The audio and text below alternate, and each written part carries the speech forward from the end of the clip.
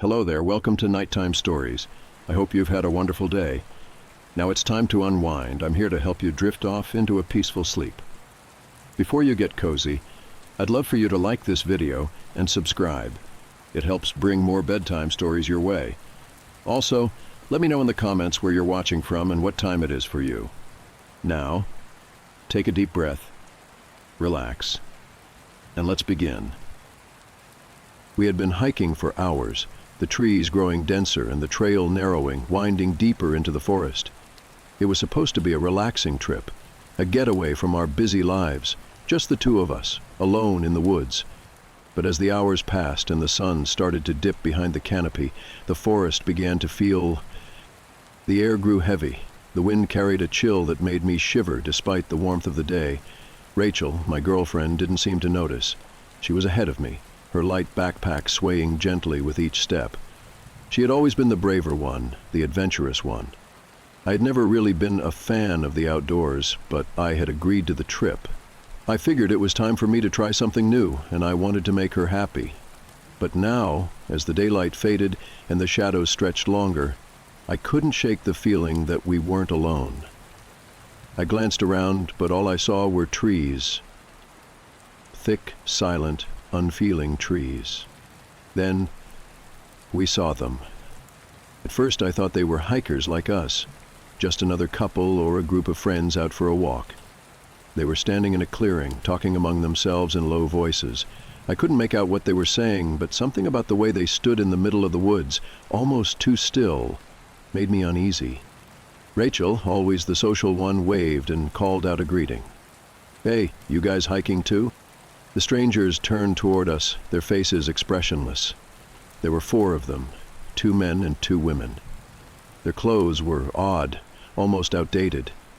It was a strange mix of modern and old-fashioned, like they didn't quite belong in the present day. But their eyes... those eyes were what unnerved me the most. They were too calm, too still.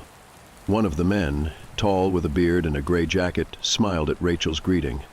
But his smile didn't seem to reach his eyes. "Yeah, we're just out for a walk," he said in a soft, monotone voice. "Where are you headed?" Rachel asked, stepping forward. "Around," the woman beside him said, her voice almost a whisper. "Around the woods." I felt a shiver run down my spine. Rachel, not sensing my discomfort, smiled brightly. "Well, we're on our way to the ridge. It's beautiful up there, perfect for watching the sunset." The strangers exchanged a brief, unreadable glance, then nodded in unison. "That sounds nice," the other man said. "Yeah," the woman added. "You should enjoy it." We stood there for a few more minutes, making small talk with them, but the longer I stayed, the more I realized something didn't feel right. Their answers were too vague, their movements too stiff. It was like they were giving me just enough to not seem odd, but not enough to make sense. Rachel was still chatting with them when I noticed it. They hadn't asked us anything. Not a single question. They didn't inquire about where we were from, what we were doing here, nothing. It was like they didn't care who we were or why we were out here in the woods. And then, just as suddenly as they had appeared, they started to turn and walk away, moving in the same strange, synchronized way. "Take care," one of them called back, without looking over their shoulder. We watched them disappear into the trees, their movements eerily smooth. After they were gone, Rachel turned to me, still smiling. "They were nice. Hmm?" I didn't know how to answer. I couldn't shake the feeling that something was very, very wrong. "They were strange," I said, trying to sound casual. She laughed and patted my arm. "You're overthinking it. They were probably just out for a peaceful hike like us." I nodded, but I didn't feel any better. The deeper we went into the woods, the more I felt eyes on me, as if the trees themselves were watching. Then, about an hour later, it happened. We heard footsteps behind us. At first I thought it was another hiker, maybe someone passing by, but when I turned to look, there was no one there. I shook it off. Just my imagination, I told myself. But then it happened again. A faint rustling of leaves, the sound of something moving behind us. I looked at Rachel, but she hadn't noticed. She was too focused on the trail ahead. "Did you hear that?" I asked, my voice low. "Hear what?" she asked, glancing at me with a smile. "I think someone's following us," I said, my heart pounding. Rachel stopped walking and turned around, but there was no one there. "Stop freaking out," she said, laughing softly. "You're just paranoid." I wanted to believe her. I really did. But as the minutes passed, I couldn't shake the feeling. I had been hiking for long enough to know when something was off, and something was definitely wrong. As the sun finally set, we decided to head back to the campsite. I was relieved to finally be heading in the right direction. But that's when it happened again. The sound of footsteps. I turned around quickly, my stomach dropping. There, standing in the fading light, were the 4 strangers. They weren't running, they weren't shouting, they were just standing there, watching us. I grabbed Rachel's arm. "We need to go, now." But as we turned to leave, I noticed something terrifying. No matter how fast we walked, the strangers were always just behind us. I tried to tell myself it was coincidence, but it was too much to ignore. Each time I glanced back, they were there, walking at the same steady pace.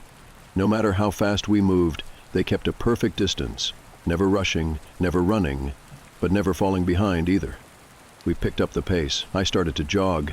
I wanted to scream, but I couldn't. Something in my gut told me if we did, they would hear it. But they didn't move any faster. They just kept following, as silent and as still as shadows. We finally reached the edge of the woods near the parking lot, and I turned one last time. The strangers were still there, standing at the tree line, watching us. They didn't approach, they didn't say a word, they just stood there, silent, unwavering. I didn't know if we were ever going to get away.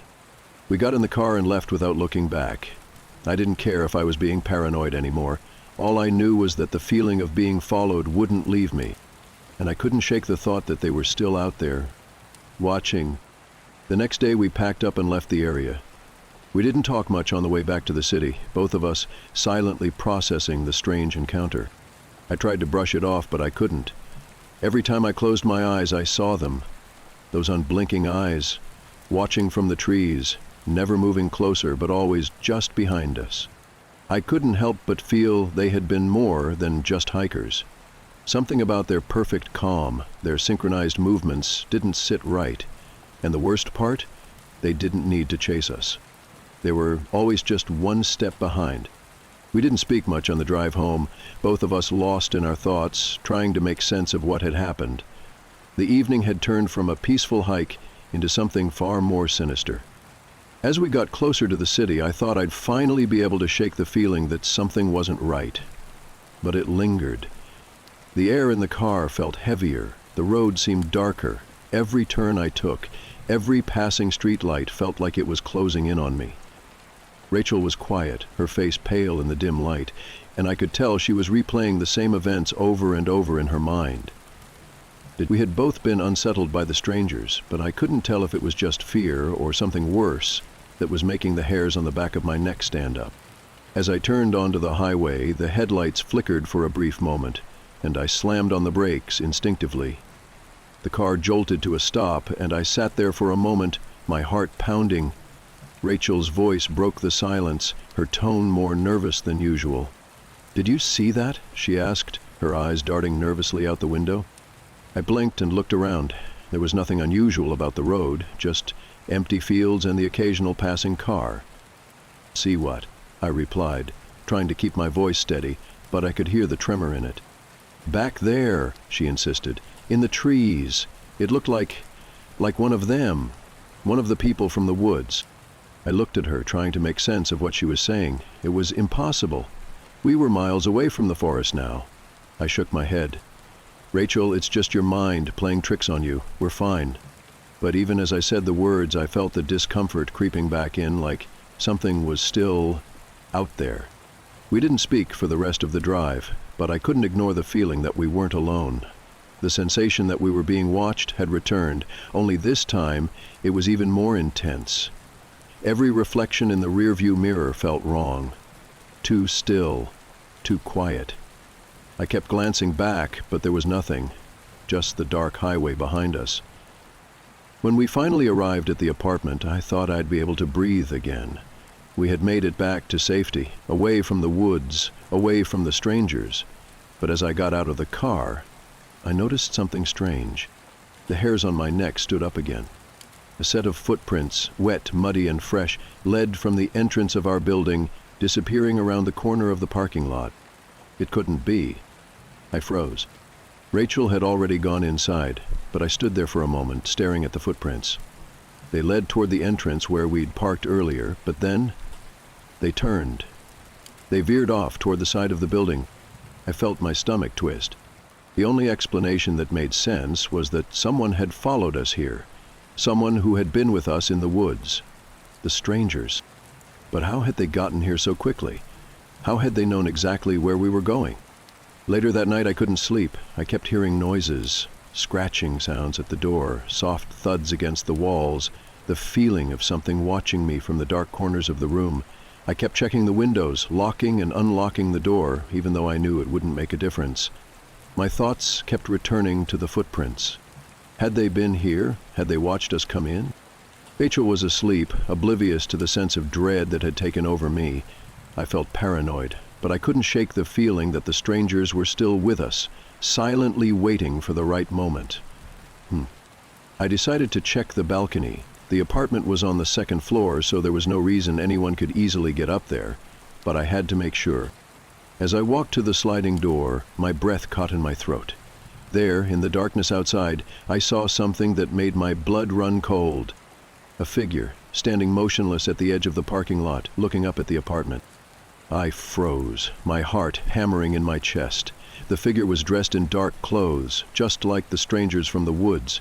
I couldn't make out their face, but their posture was eerily familiar. Still, unnervingly still. I blinked, and when I opened my eyes again, the figure was gone. I woke Rachel and told her we needed to leave, but she refused. She didn't believe me. "You're just freaking out," she said, rubbing her eyes. "We're home now. It's over." But as much as I tried to calm myself, the presence outside felt real. I was convinced the strangers had followed us here. Even if they hadn't come inside, their presence loomed over us. I stayed up the rest of the night, jumping at every creak of the building, every sound that echoed in the darkness. And in the morning, when I checked the balcony again, there were no signs of anyone being there. But I knew what I'd seen. The next few days were a blur. I tried to put the whole thing behind me, tried to tell myself it was nothing more than paranoia, but I couldn't escape the feeling that they were still out there. Rachel and I started to notice things, little things that didn't add up. We found our front door slightly ajar in the mornings, the living room lights on when we were sure we'd turned them off.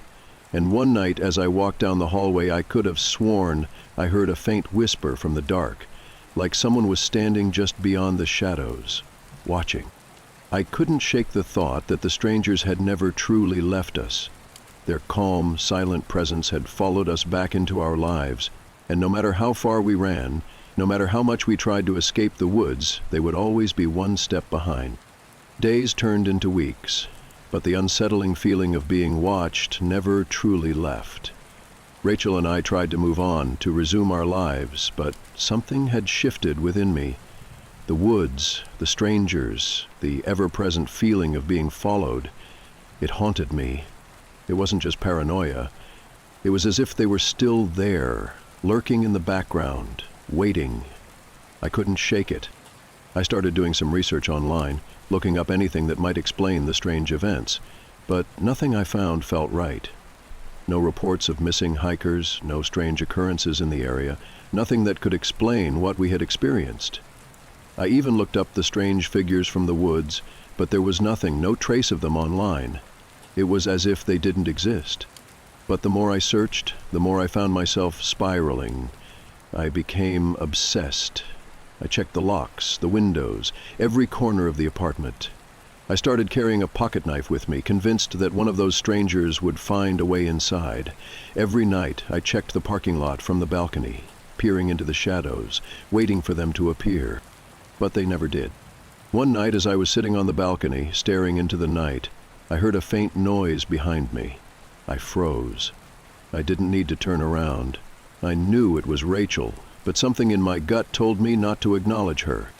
I kept my eyes trained on the parking lot, but from the corner of my vision, I saw her step into the living room. She'd been quiet lately, ever since I started obsessing over the events. I could see the concern on her face, but also something else. Exhaustion. She walked over to me and sat down beside me, her voice soft as she spoke. "You need to let it go, you know." I didn't respond. I couldn't. My mind kept racing, my thoughts tangled in knots. "Look," she continued, her voice full of gentle frustration. "I know you're scared, but this—" She paused, as if choosing her words carefully. "This isn't helping us. We're fine. We're safe." Her words should have comforted me, but they didn't. Instead, they made me feel like I was losing control of something deeper. That night, after Rachel fell asleep, I couldn't help myself. I grabbed my keys and decided to go for a drive. I didn't know where I was going, just that I needed to get out of the apartment. The darkness of the city streets felt like a better alternative than the quiet of the apartment that had begun to feel too small. As I drove, I found myself heading back toward the woods. The familiar feeling of unease settled in my stomach, but this time, I didn't turn back. I parked near the trailhead, unsure why I'd come back here, but feeling a strange sense of closure that I hadn't felt in weeks. I walked down the trail, the soft crunch of leaves beneath my feet the only sound in the dead of night. The forest was silent, just like it had been the first time we walked through it. For a long time I stood there, breathing in the cold air, waiting. But nothing happened. The strange figures didn't appear. The oppressive feeling of being followed didn't return. I had come here expecting to see them, expecting to confront my fear, but there was only quiet. I realized then what I had been afraid of all this time. It wasn't the strangers or their silent pursuit. It wasn't the fear of being chased or watched. What had terrified me was the idea that I couldn't escape my own mind. The anxiety, the paranoia, the constant wondering if I was truly losing touch with reality. But standing there in the woods, I realized something important. They had never been following me. I had been following them. They had always been one step behind. Not because they were hunting me, but because I was the one who couldn't let go of them. My mind had twisted the experience into something darker than it ever was, building it up until it felt like a constant presence in my life. But in the end, they had never shown any aggression, never made a move against me. They were just people, strange, yes, but not a threat. And that realization was all I needed.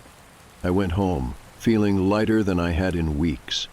Rachel was still asleep when I returned, her soft breathing the only sound in the apartment.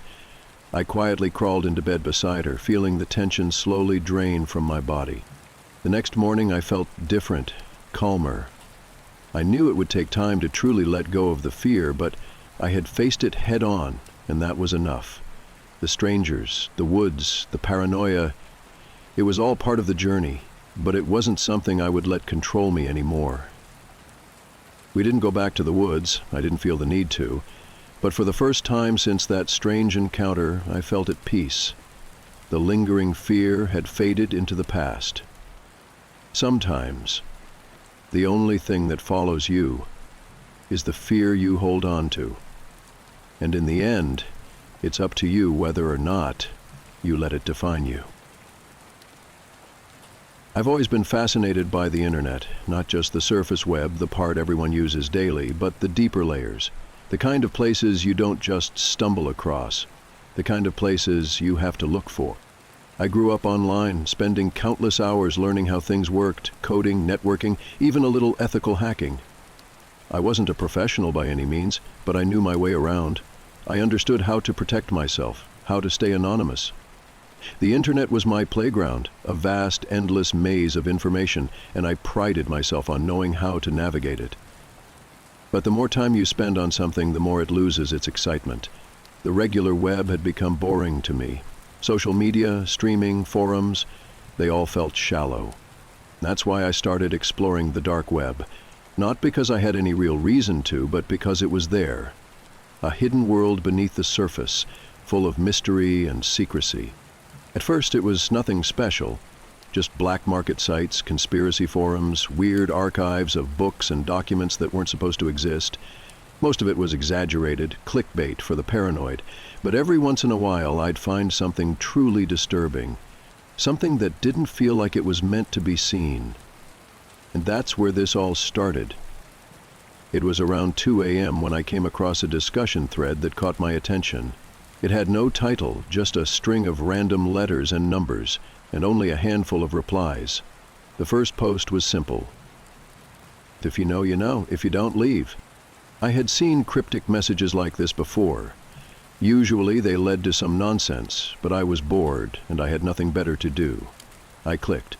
The page that loaded was strange. A black background with a single blinking cursor like an old command prompt. No images, no links, just a text box. Enter your request. I hesitated. It looked like some kind of database, maybe an archive. I decided to test it. I typed, "Show me something interesting." For a few seconds, nothing happened. Then the screen flickered and a file name appeared. "Watch me, MP4. A download prompt followed. I hesitated. I knew better than to open random files from the dark web, but my curiosity got the best of me. I ran a quick scan. No viruses detected. Against my better judgment, I opened it. The video was low quality, grainy, like it had been recorded on an old phone. It showed a dark room dimly lit by a single flickering bulb. In the center of the frame was a wooden chair. Someone was sitting in it, their face covered by a white cloth sack, their hands tied behind their back. My stomach twisted. The camera was completely still, like it had been set up and left to record. No movement, no sound, just the eerie image of this bound figure sitting alone in the dark. I skipped forward, but nothing changed. No one entered the frame, no one spoke. Just silence. Then, near the end of the video, something happened. The bulb flickered more aggressively, casting sharp shadows across the room. The figure in the chair twitched slightly, just enough to let me know they were still alive. Then the screen glitched. For a single frame, something flashed across the screen. Something I barely caught before the video cut to black. I paused and went back frame by frame. When I found it, my breath caught in my throat. A face, pale, emotionless, standing right behind the chair. Someone had been there the whole time, watching. I closed the video and sat back in my chair, my skin crawling. My heart was beating faster than it should have been. I had seen disturbing things before, but something about this felt different. Like I had seen something I wasn't supposed to. I closed the site and cleared my history, trying to shake the unease creeping up my spine. It was just a video, probably fake, some weird underground horror project. That's what I told myself. But as I sat there, staring at my screen, a notification popped up, a new message. No username, no subject, just a single sentence. "Did you like what you saw?" I felt my stomach drop. I didn't reply. I didn't even move. My fingers hovered over the keyboard, frozen. How had they messaged me? I had used a VPN, routed my connection through multiple servers. My setup was solid. There was no way someone could have traced me. Another message appeared. "You shouldn't have watched that." I reached for my mouse, ready to shut everything down, but before I could, a final message popped up. And this time, it wasn't a question. It was my full name. And beneath it, my home address. I stared at the screen, my mind racing. No, this had to be some kind of trick, some scare tactic. Maybe the website logged IPs after all, and they were using it to mess with me. But then I saw the next line of text appear. "Mom. Dad. Little sister." Her full name. My blood ran cold. This wasn't just my information, they knew my family. I shot up from my chair so fast it nearly tipped over. My heart pounded in my ears as I turned around, suddenly hyper-aware of every shadow in my room. My blinds were shut, my door locked. But for the first time in my life, I felt completely exposed. I turned back to my computer and slammed the power button, killing the screen instantly. My reflection stared back at me from the black monitor, my own face pale, my eyes wide with panic. I needed to think. I needed to do something. I grabbed my phone and checked the front door camera feed. Nothing. The street outside was empty, just the usual parked cars and dim streetlights. But that didn't mean I was safe. My hands were shaking as I dialed 911. The line rang twice before a dispatcher picked up. 911, what's your emergency? I took a breath, trying to steady my voice. I think someone's stalking me, online. They sent me my address, my family's names. I don't know how they got it. Are you home alone? Yes. Have you seen anyone outside your residence? I hesitated. No, but a notification sound went off. My phone screen lit up with a new message. Unknown number. Calling the cops won't help. My breath caught in my throat. Sir, the dispatcher asked, are you still there? I swallowed hard. Yeah, I just got another message. Do not respond, she said firmly. Stay on the line with me. I'm dispatching an officer to your location now. I wanted to believe that would help, but deep down I knew whoever this was had already gotten too close. The next 20 minutes felt like hours. I stood by the window, phone gripped in my sweaty palm, eyes locked on the street outside. Still nothing, no movement. Then, finally, blue and red lights. I let out a shaky breath as the patrol car pulled up in front of my house. 2 officers stepped out, scanning the area before approaching my door. I opened it before they even knocked. You reported an online threat? One of them asked, his voice calm but serious. I nodded, stepping aside to let them in. They knew everything about me, my address, my family, everything. The older officer, Ramirez, gestured to my desk. Can you show us the messages? I hesitated before powering my PC back on. My fingers felt stiff as I moved the mouse, navigating back to the chat. But when I opened the messages, they were gone. Every single one.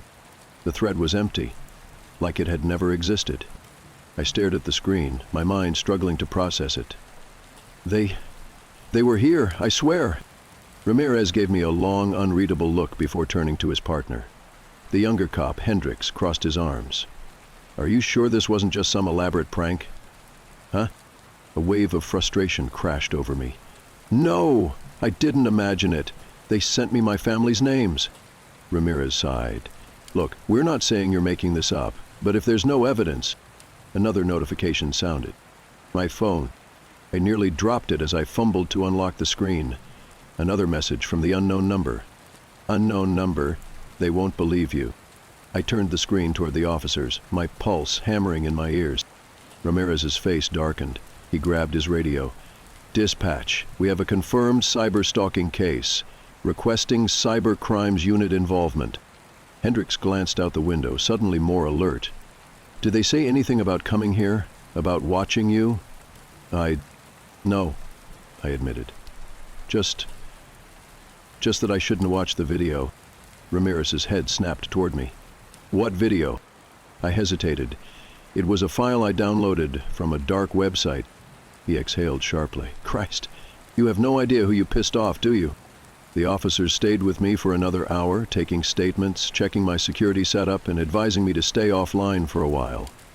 They also recommended changing all my passwords and contacting my ISP for extra security measures. But none of it made me feel safer, because whoever they were still watching, and they had already proven they were always one step ahead.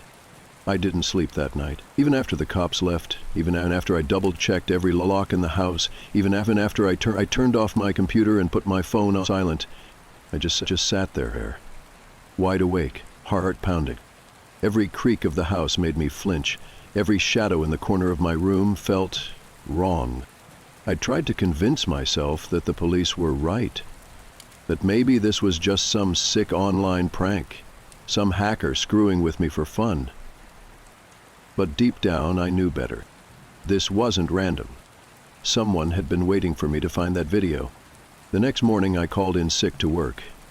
There was no way I was leaving the house, not until I figured out what was happening. I spent hours combing through my system, running every security check I knew, my VPN logs, my browser history, my firewall settings. Nothing was out of place. No backdoors, no spyware, no signs that anyone had broken into my network. But if that was true, then how did they find me? I was still staring at the screen when a new email came in. No subject, no sender. Just an attachment. Watch, me MP4. My stomach twisted. I didn't open it, not this time. Instead, I right-clicked and checked the file properties. The metadata showed that it had been created just 10 minutes ago. They were still watching me. I grabbed my phone, ready to call the police again. Then my screen went black. No warning, just gone. The hum of my PC cut off. The power in my entire room shut down. I spun around, heart hammering in my chest. The lamp on my nightstand was still on, the hallway light still glowing under the door. The house still had power. It was just my room. Then, from the darkness of my monitor, a notification sound. My phone screen lit up. A new message. Unknown number. No more computers. Let's talk. I almost threw my phone across the room. Instead, I forced my shaking fingers to type out a reply. Who are you? What do you want? 3 dots appeared. They were typing. Then the response. Come outside. A sharp, ice-cold dread gripped my spine. I stood up, moving slowly toward the window. My hands felt numb as I pulled back the curtain just an inch. And I froze. A car sat parked across the street, black, tinted windows, the kind you see in movies when people are being watched. I squinted, trying to make out if anyone was inside. Then, as if they knew I was looking, the headlights flashed. A small, quick burst of light. I stumbled back from the window, heart slamming against my ribs. My breathing was too fast, too shallow. I wasn't imagining this. This wasn't some digital prank. They were here, watching me, waiting. I didn't reply to the message. I didn't go outside. I just backed away from the window, forcing myself to think. The police were useless. Even if I called them again, by the time they showed up, the car would be gone. I had to do something else. I had to disappear. First, I shut off my phone, pulled out the SIM card, tossed it. Then, I grabbed my laptop and drove 3 towns over to a public library. Logged into a fresh account using a brand new VPN and sent an encrypted email to a hacker forum I knew. Need to scrub my entire digital footprint. Willing to pay. I attached a Bitcoin wallet with enough to make it worth someone's time. 5 minutes later, I got a reply. Done. Don't contact us again. Just like that, everything connected to my real identity was wiped. It wouldn't stop them from finding me physically, but at least online, I was gone. I ditched my car in a crowded parking lot and took a bus back home, making sure no one followed. Then, as soon as I got inside, I packed. Not just a bag, everything. Laptop, gone. Hard drives, burned. Credit cards, cut up. By nightfall, my entire life was packed into a single duffel bag. I took one last look around my apartment. The place I had spent years in. The place that was supposed to be safe. Then, without looking back, I walked out the door. I wasn't coming back. I drove through the night, not stopping until I was at least 4 hours away from home. I paid in cash at a cheap motel off the highway, kept my head down and barely slept. Every sound outside the thin motel walls sent a jolt of panic through me. I kept imagining someone forcing their way in, dragging me out into the dark. But nobody came. By morning, I had a plan. I wasn't just running, I was disappearing completely. I took out as much cash as I could from an ATM before canceling my bank accounts. I bought a prepaid phone with cash, using it only to call my family and tell them I was leaving for a while. I didn't say why, just that they shouldn't worry. I didn't want them caught up in this. For weeks, I moved from place to place, never staying in one town too long. I worked odd jobs under the table, paid everything in cash, avoided cameras when I could. I didn't use my real name. I didn't use the internet. Eventually, the paranoia dulled. The feeling of being watched started to fade. But I never let my guard down completely. Because the truth is, I still don't know who they were. A hacker group? A secret organization? Just some lunatics who stumbled across me at the wrong time? I'll probably never know. What I do know is this. The dark web isn't just some playground for scary stories.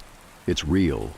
And if you go looking for something you shouldn't, sometimes it finds you first. I've spent years camping alone in remote areas across the country. No one who's ever traveled as much as I have. would bat an eye at a few rustling leaves or the distant call of an animal, but the night I spent in Rabbit Valley changed everything. It was a quiet evening. Too quiet, maybe. I'd been driving for hours, crossing the border between Colorado and Utah, and I needed to rest. I wasn't looking for anything fancy, just a place far enough from the highway to sleep without the hum of cars or the glare of streetlights. Rabbit Valley seemed like the perfect spot. It was desolate, surrounded by nothing but wide open space and rugged terrain. I'd heard about it from other campers as a peaceful, remote site, ideal for solitude. So, I parked my truck at one of the isolated campsites, which were at least 15 to 20 miles from the nearest road. There was only one other rig in the area, and they were far off in the distance. I didn't mind. It was peaceful. It was quiet. I set up my teepee-style tent, a new purchase off of Amazon. Nothing fancy, but enough to keep me sheltered from the elements. The air was cold, crisp, and still, just the way I liked it. As the sun dipped below the horizon, I got settled in, ready to drift off. I fell asleep quickly, lulled by the serene quiet, but it didn't last long. I woke to an odd sound, something faint but persistent. It started out as a scraping noise, almost like someone dragging their fingers across the nylon of my tent. At first, I thought it was just the wind, but then it came again, a light, deliberate sound, like someone was walking around my tent, running their fingers along the edges of the fabric. Slowly, methodically, back and forth, I lay perfectly still, holding my breath. I couldn't see anything outside my tent. There were no animals, nothing that could explain it. My heart began to race. It was as if someone was walking in a slow circle around my tent, deliberately making sure I could hear every scrape of their fingers. The sound was eerily rhythmic, like they had all the time in the world. Minutes dragged on. Maybe it was only 5 minutes. Maybe it was 15. It felt like an eternity. I tried to steady my breath, to remain calm, but I couldn't shake the feeling that I was being watched. The scraping continued, and then, just as suddenly as it had started, it stopped. I waited, my mind racing. Every inch of me screamed to act, to do something, but I didn't. I stayed there, silent, listening. I wanted to convince myself it was nothing, some animal brushing up against the tent, but something inside me knew better. Another 15 minutes passed. The silence now felt suffocating. Then, without warning, it happened. My tent, the one I'd just pitched with such care, suddenly caved in. The center pole collapsed, and the entire structure folded inward, trapping me inside. I had a brief moment of disorientation, and I realized the only thing holding the tent at an angle was a small support beam that had somehow managed to stay intact. My heart was hammering in my chest as I ripped open the zipper of my tent. I didn't think, I just acted. I bolted out of the tent and ran for my truck. I crawled into the bed, locked the topper from the inside, and grabbed my firearm. My hands were shaking so badly that I could barely hold the grip, but I didn't feel safe enough to sleep. I stayed wide awake the entire night, waiting for daylight. The darkness outside seemed to close in on me, as if something were waiting for me to fall asleep. When the sun finally rose, I didn't hesitate. I grabbed my things and went straight back to the campsite. My mind was racing, trying to make sense of what had happened. Was it just my nerves? Was I imagining it? But deep down I knew I wasn't.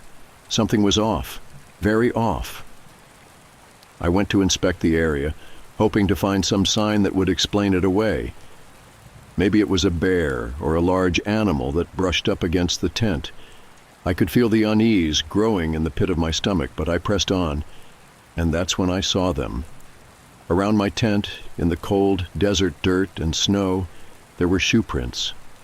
They weren't mine. I recognized my own tracks, leading to and from the campsite, but these were different. They were made by boots with pointed toes, deep imprints in the ground. The pattern they made was unmistakable. It was clear that someone had walked around my tent, not just once, but multiple times. The prints were in a circle, as though someone had been pacing around me while I was inside. There were no other tracks, just these circular prints, making a steady loop around my tent as if whoever it was had been studying me, waiting, watching. I felt a chill run down my spine, and that's when it hit me. They had known I was inside. They knew I was alone. They had been waiting for me to make a move, and the sound I'd heard, the scraping, it wasn't a random animal, it was deliberate. Someone had been touching the fabric of my tent. Someone had been taunting me. I looked further into the valley, hoping for an explanation, but the tracks, those boots, had wandered off into the wilderness, leading further into the desolate land. There were no signs of any other campsites, no vehicles in sight, just an empty, barren landscape stretching out before me. Whoever had been there wasn't coming back, but I didn't stick around to see if they would. I packed up my gear faster than I ever had before. I threw my things into my truck, locked the doors, and drove off without a second thought. I didn't even care about the rest of the day's drive. All I cared about was getting out of there. I didn't look back.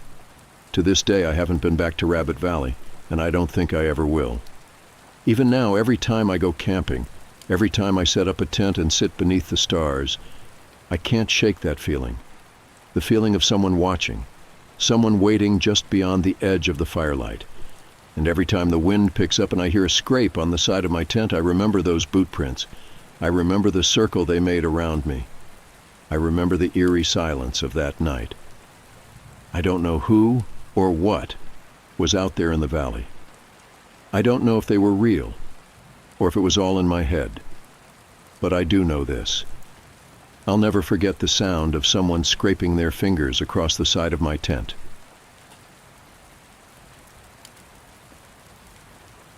I don't scare easily, never have. Growing up in a rough neighborhood and working in high-stress environments has made me thick-skinned and level-headed. I'm the kind of person who hears a strange noise at night and assumes it's the wind, or a raccoon, at worst.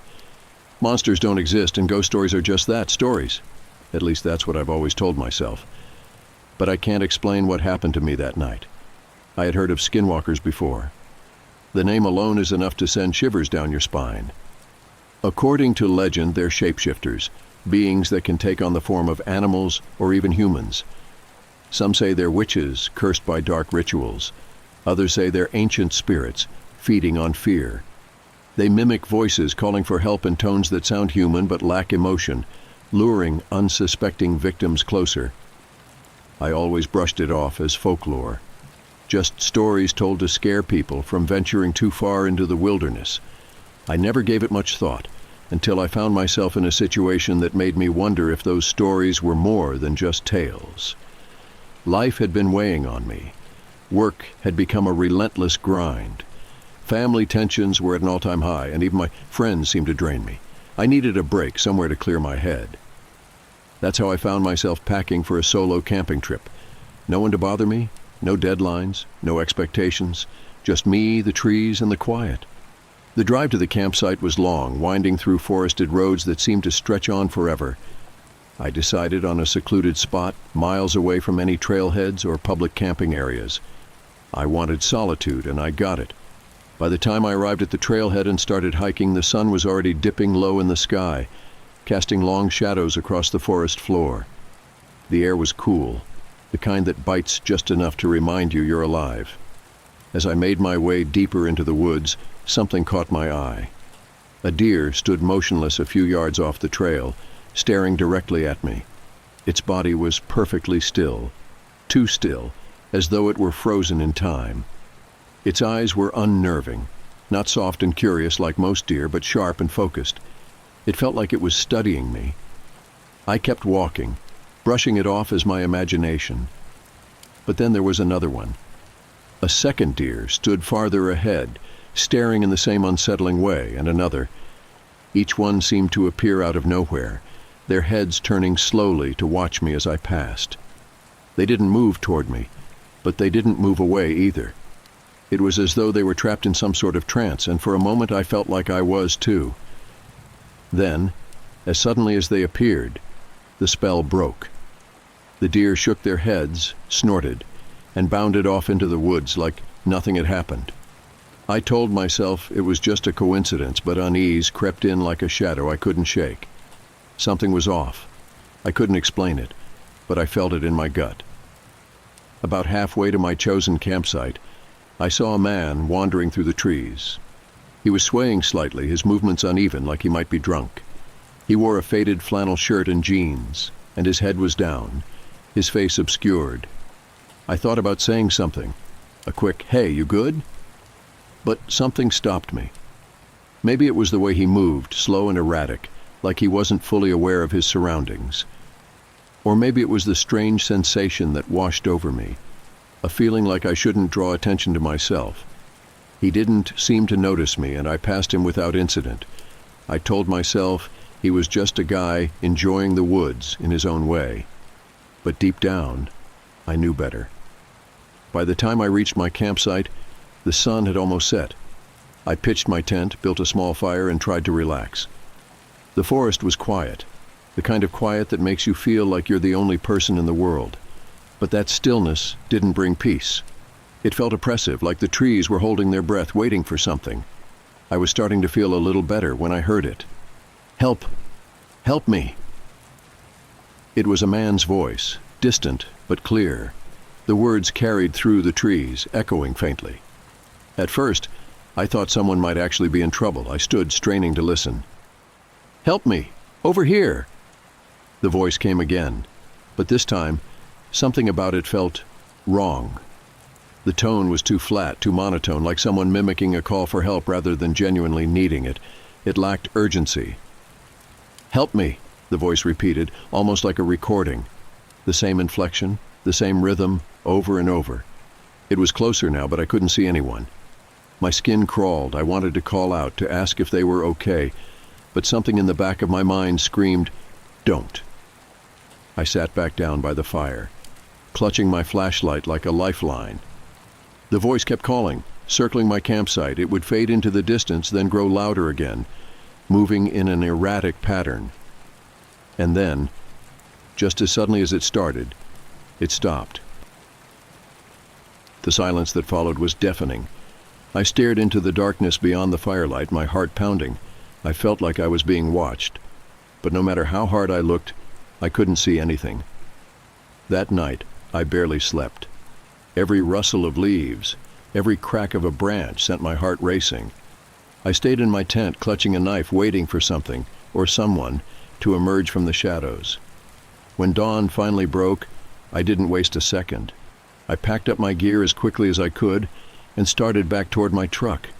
As I passed the spot where I'd seen the man the day before, I noticed something on the ground. Footprints. But they weren't normal footprints. They were barefoot, long and narrow, with claw-like impressions at the tips of the toes. They led off the trail and disappeared into the dense woods. I didn't stick around to investigate. I made it back to my truck, locked the doors, and drove until I was miles away from that forest. To this day, I still don't know who or what I encountered out there. Was it just a drunken man lost in the woods, or something far darker? A skinwalker, perhaps, lurking in the shadows, waiting to strike. I'll never be sure. I don't scare easily. That's something I've always prided myself on, working night shifts at an old office building. Most people would have quit after the first week. But I stuck with it. It's quiet, almost peaceful. The world outside goes to sleep, and I'm left to monitor empty floors and make sure everything is running smoothly. There's a strange comfort in that. No distractions, no interruptions, just me, the security cameras, and the soft hum of the building's old machinery. At first the building seemed harmless enough, a relic from another era, old and worn down, but nothing that screamed danger.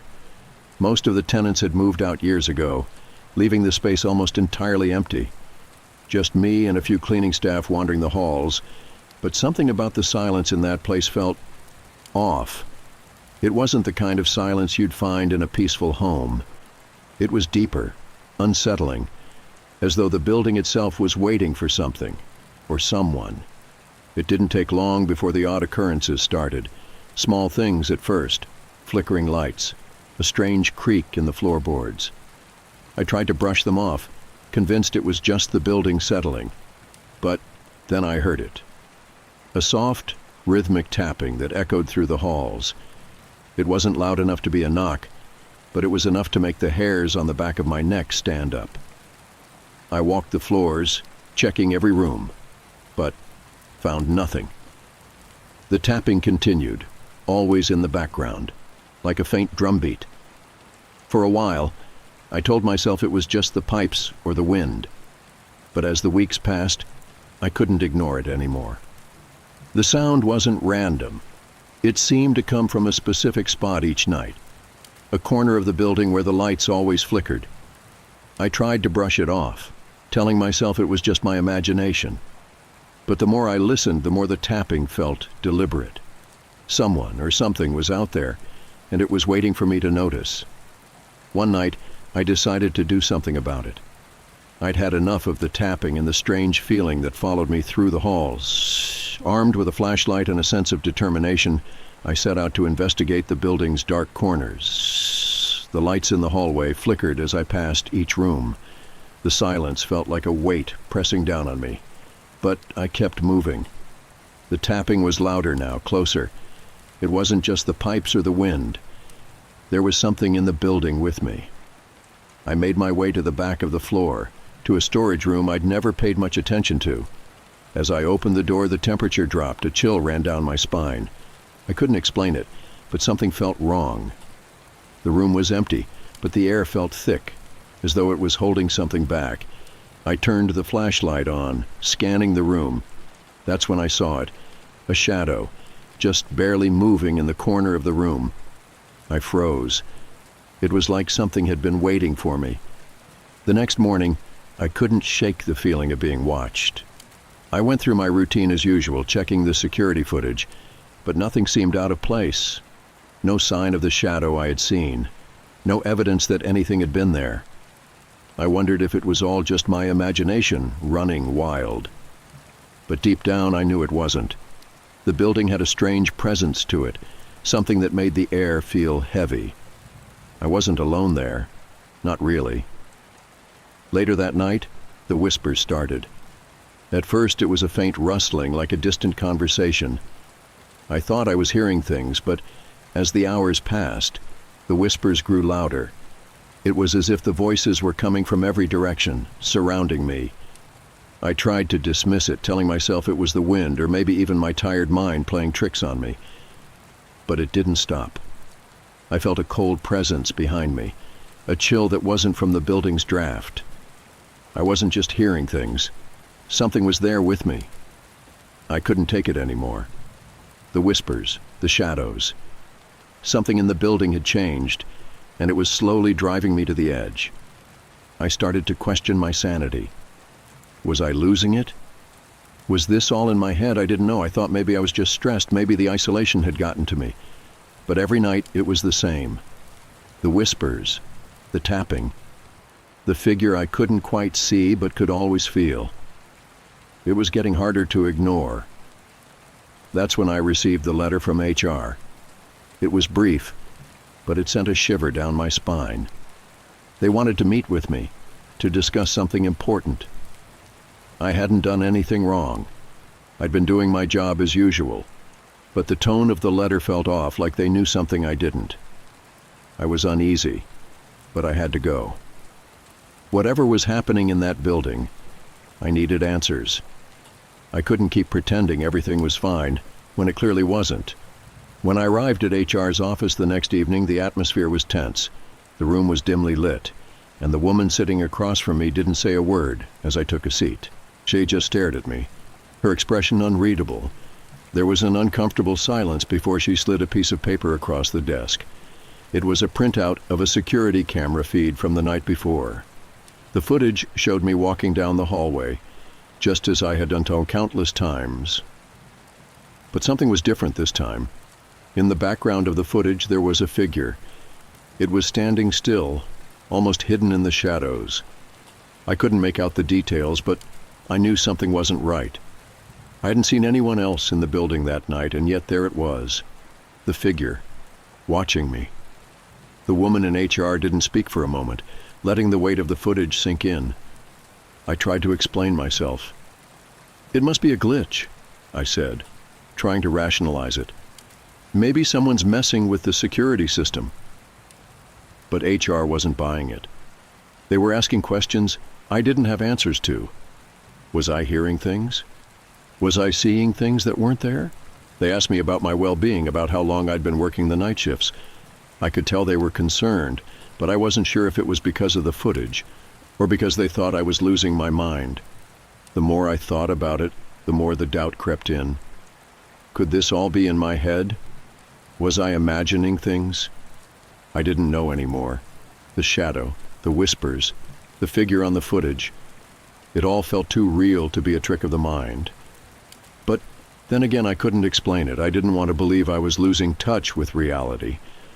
I wanted to believe that there was something, someone else in that building, something I could confront. But the more I thought about it, the more it felt like the building was playing tricks on me. After the meeting, I couldn't shake the feeling that HR was trying to get rid of me. They didn't say it outright, but there was an underlying implication that I wasn't cut out for the job anymore. The building was getting to me, they suggested. Maybe I needed some time off, some rest. But I couldn't rest. I couldn't stop thinking about what I had seen and heard. The shadows, the figure on the footage. And the more I thought about it, the more the whispers came back. Louder, clearer. I wasn't imagining it. Something was happening in that building. Something I wasn't ready to understand. That night, I decided I would face it head on. I couldn't keep running from whatever was in that building. I had to confront it, whatever it was.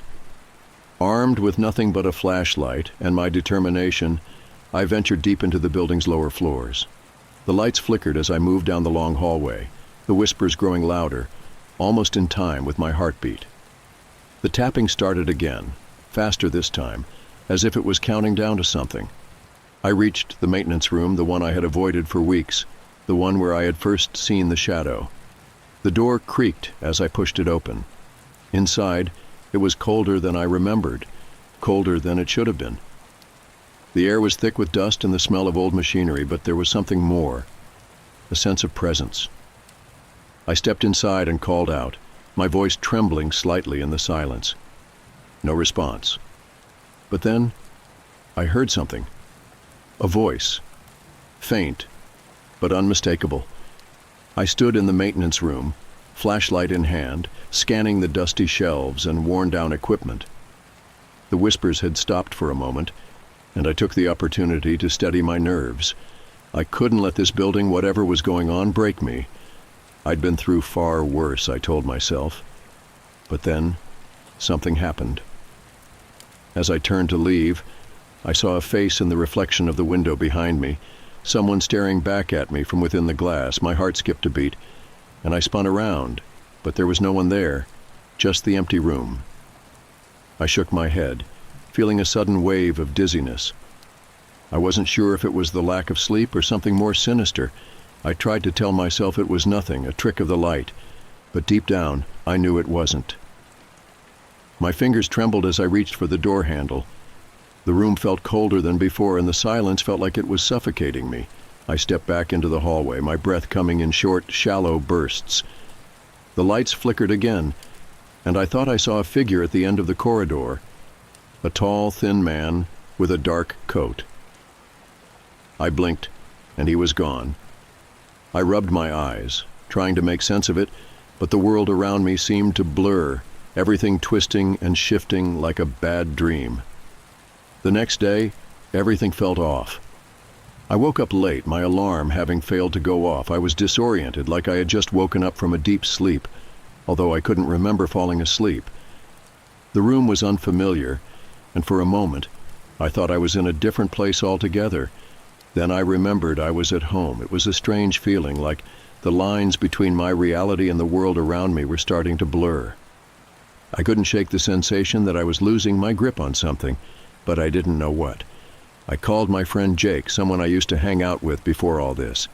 He was one of the few people I still kept in touch with. But when he picked up, his voice sounded distant, as if he were speaking from a faraway place. "Hey, Alex," he said, his voice low. "How's work?" I could hear the concern in his tone, but I didn't know why. "It's fine," I replied, even though I didn't feel fine.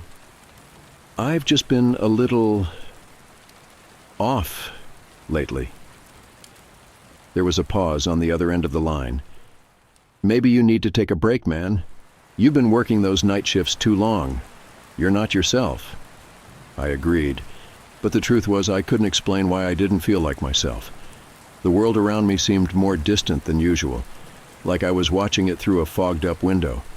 I couldn't sleep that night, my mind racing with thoughts I couldn't make sense of.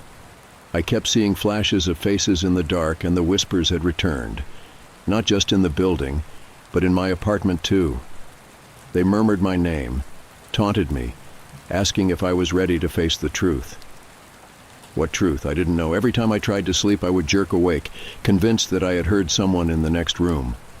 I would get up to check, only to find that there was no one there. But the unsettling feeling lingered. My apartment was empty, but it didn't feel like it. It felt like something was watching me. I tried to reach out to Jake again, but this time he didn't pick up. I left him a message, but my fingers trembled as I typed. I couldn't seem to keep them steady. The next morning, I got a text from him. "Hey man, I think you should go see someone. This isn't normal. I'm worried." It stung, but I knew he was right. Something was off, and I couldn't ignore it anymore. But I didn't know who to talk to. Who would believe me? Who would understand what was happening to me? The line between reality and delusion had become too thin, and I was afraid of crossing it completely. That night I saw it again. The figure, the tall man in the dark coat. Only this time he was standing at the end of my bed, just beyond the foot of it. I could see his face, pale, gaunt, his eyes hollow and unblinking. His mouth moved, but no sound came out. I wanted to scream, to run, but my body wouldn't move. I was frozen in place, my eyes locked on him, unable to look away. The room was silent, save for the pounding of my heart in my ears. But when I blinked, he was gone, just like before. I sat up in bed, gasping for air, my palms sweating. I had to be dreaming. I had to be.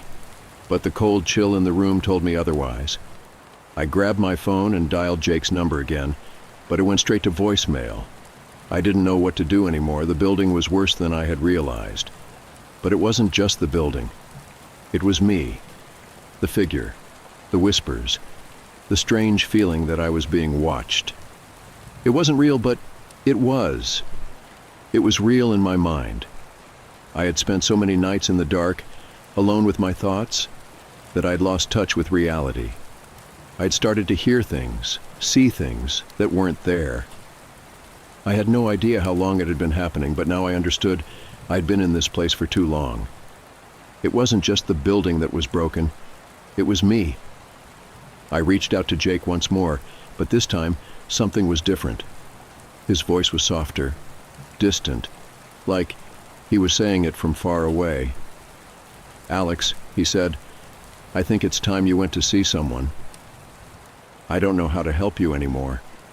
I didn't want to hear it, but deep down I knew it was true. I had to face the truth. But the truth was something I wasn't ready to accept. The shadows had already taken root in my mind, and I was losing the battle. The next few days were a blur. I wasn't sure if I was sleeping or awake anymore. I would wake up in strange places, on the couch, in the kitchen, without remembering how I had gotten there. The voices wouldn't stop. They were louder now, filling my mind with thoughts I didn't recognize. Sometimes I would hear someone knocking at my door, but when I opened it, no one would be there. I started seeing figures in the corner of my vision, shadows that moved when I wasn't looking directly at them. I tried to tell myself it was just stress, just my mind playing tricks on me, but I knew the truth. Something had broken inside me, and I didn't know how to fix it. I decided to go back to the office to see if maybe, just maybe, I could make sense of what was happening. But as I walked through the hallways, everything felt different. The building seemed alive in a way it hadn't before. The air felt heavier, like it was pressing down on me. The whispers were louder than ever, and the figure was there, standing in the shadows, waiting. I tried to approach it, but my body wouldn't move. I was trapped in my own mind, unable to escape the reality I had built for myself. And then I realized with a cold chill that I wasn't trapped in the building at all. I was trapped inside my own mind. The walls of the office felt like they were closing in around me. The shadows stretched unnaturally long, flickering with every step I took. I couldn't tell what was real anymore, the whispers, the tapping, the figure. It all felt so vivid, like a sick game that the building had been playing with me. I had convinced myself that there was something, someone, stalking me. Something supernatural that had been following me for months, maybe even years. I had become obsessed with the idea, searching for clues, trying to find the one thing that could explain it all. But the harder I searched, the more it felt like I was spiraling into madness. I don't know what led me to the doctor's office that day, or how I even managed to get myself there. But something inside me knew I needed help. My mind was unraveling, and I couldn't fix it on my own. The diagnosis came quickly: schizophrenia. The words felt foreign, unreal, as though they belonged to someone else. But as the doctor explained, everything began to make sense. The voices I'd been hearing, the shadows in the corners of my vision, the figure I'd seen in the maintenance room, it wasn't a stalker, it wasn't a ghost. It was me, my mind, betraying me.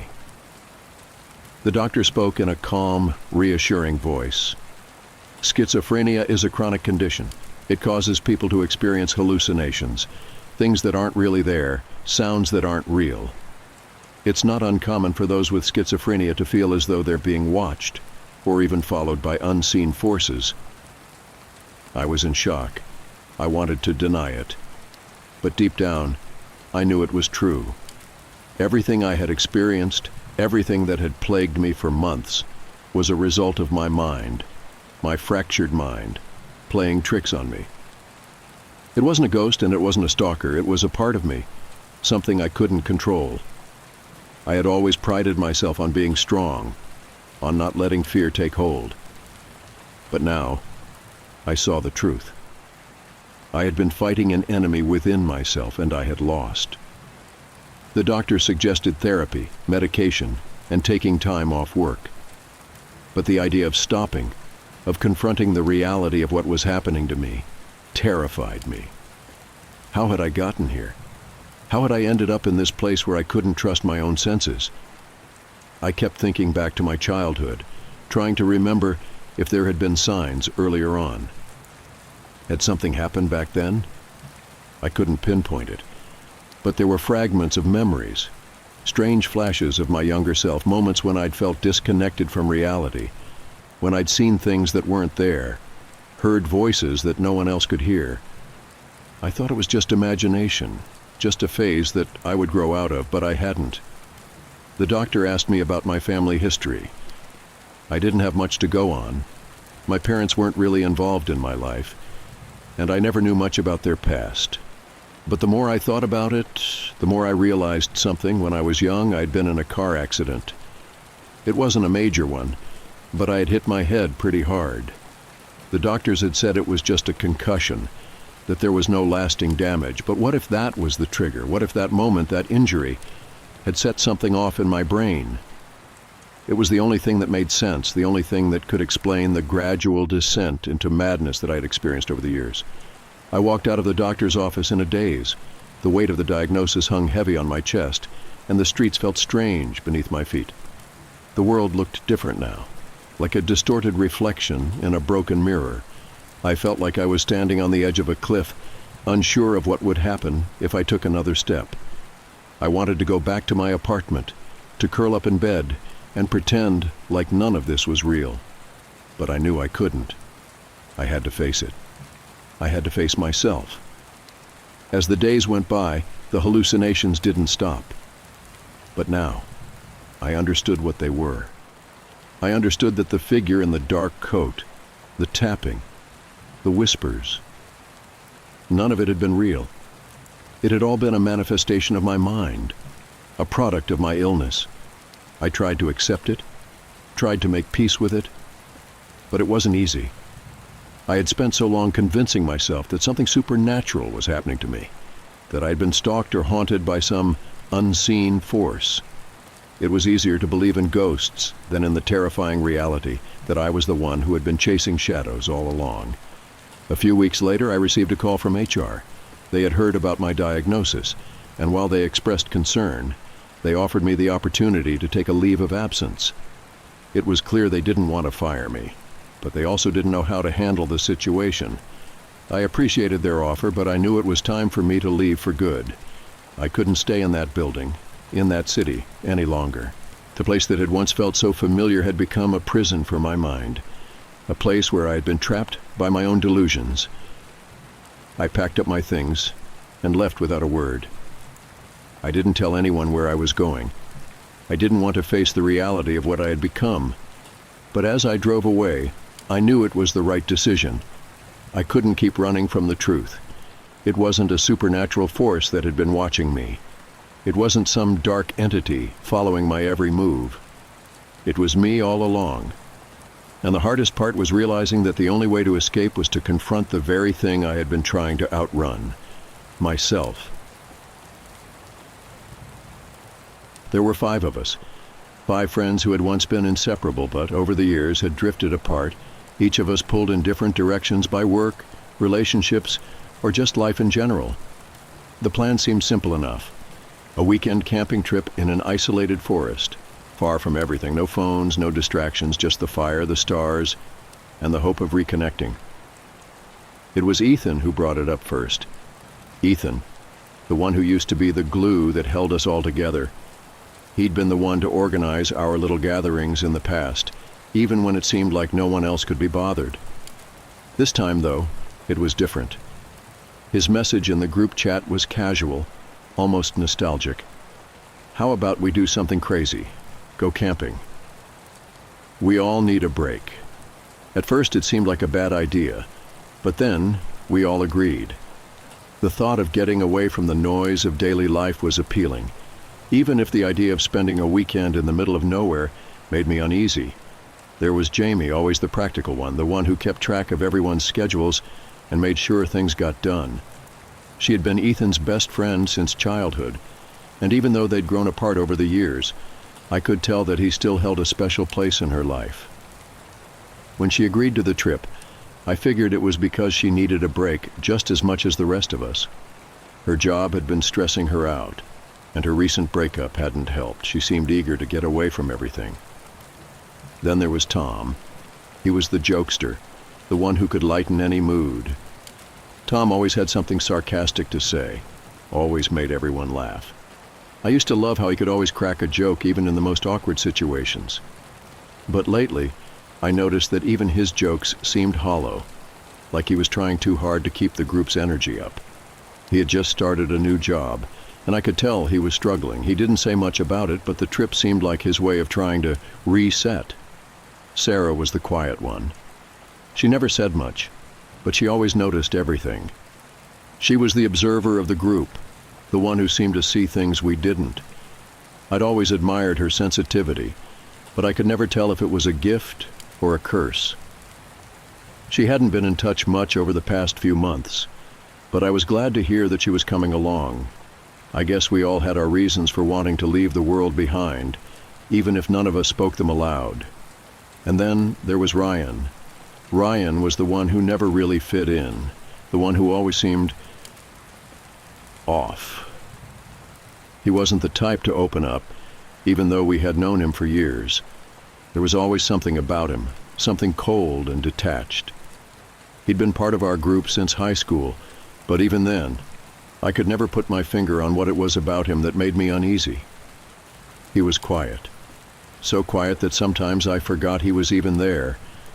And yet, every now and then, when he did speak, it felt like he was saying something just a little too strange, too calculated. When he said he was coming along, I was surprised, but I didn't think much of it. After all, it had been years since we all hung out together. Maybe this was his way of reconnecting. I should have paid more attention to that feeling, the one I'd always had, the nagging feeling that something was off about Ryan. But at the time, It didn't seem important. And so, we went. The forest was more isolated than I had imagined. Ethan drove us out there in his old rusted truck, winding down narrow gravel roads that seemed to vanish into the trees. The further we went, the more I began to feel a creeping sense of isolation. I could see it in Sarah's face, too. She stared out the window, her eyes wide, but she didn't say anything. Jamie, of course, was in charge of everything. She pulled out maps, made sure we had enough supplies, and started organizing the campsite with military precision. She always had a way of taking control, and I couldn't help but feel a little relieved that she was here. It was easy to let her do the heavy lifting while I watched. Tom, on the other hand, was goofing around, trying to get everyone to play a ridiculous game of charades while we set up the tents. His voice echoed through the trees, breaking the silence in a way that made me shiver slightly. It was as if the forest didn't like being disturbed. Ryan was just, there. He hadn't said much since we arrived. He barely even glanced at the campsite.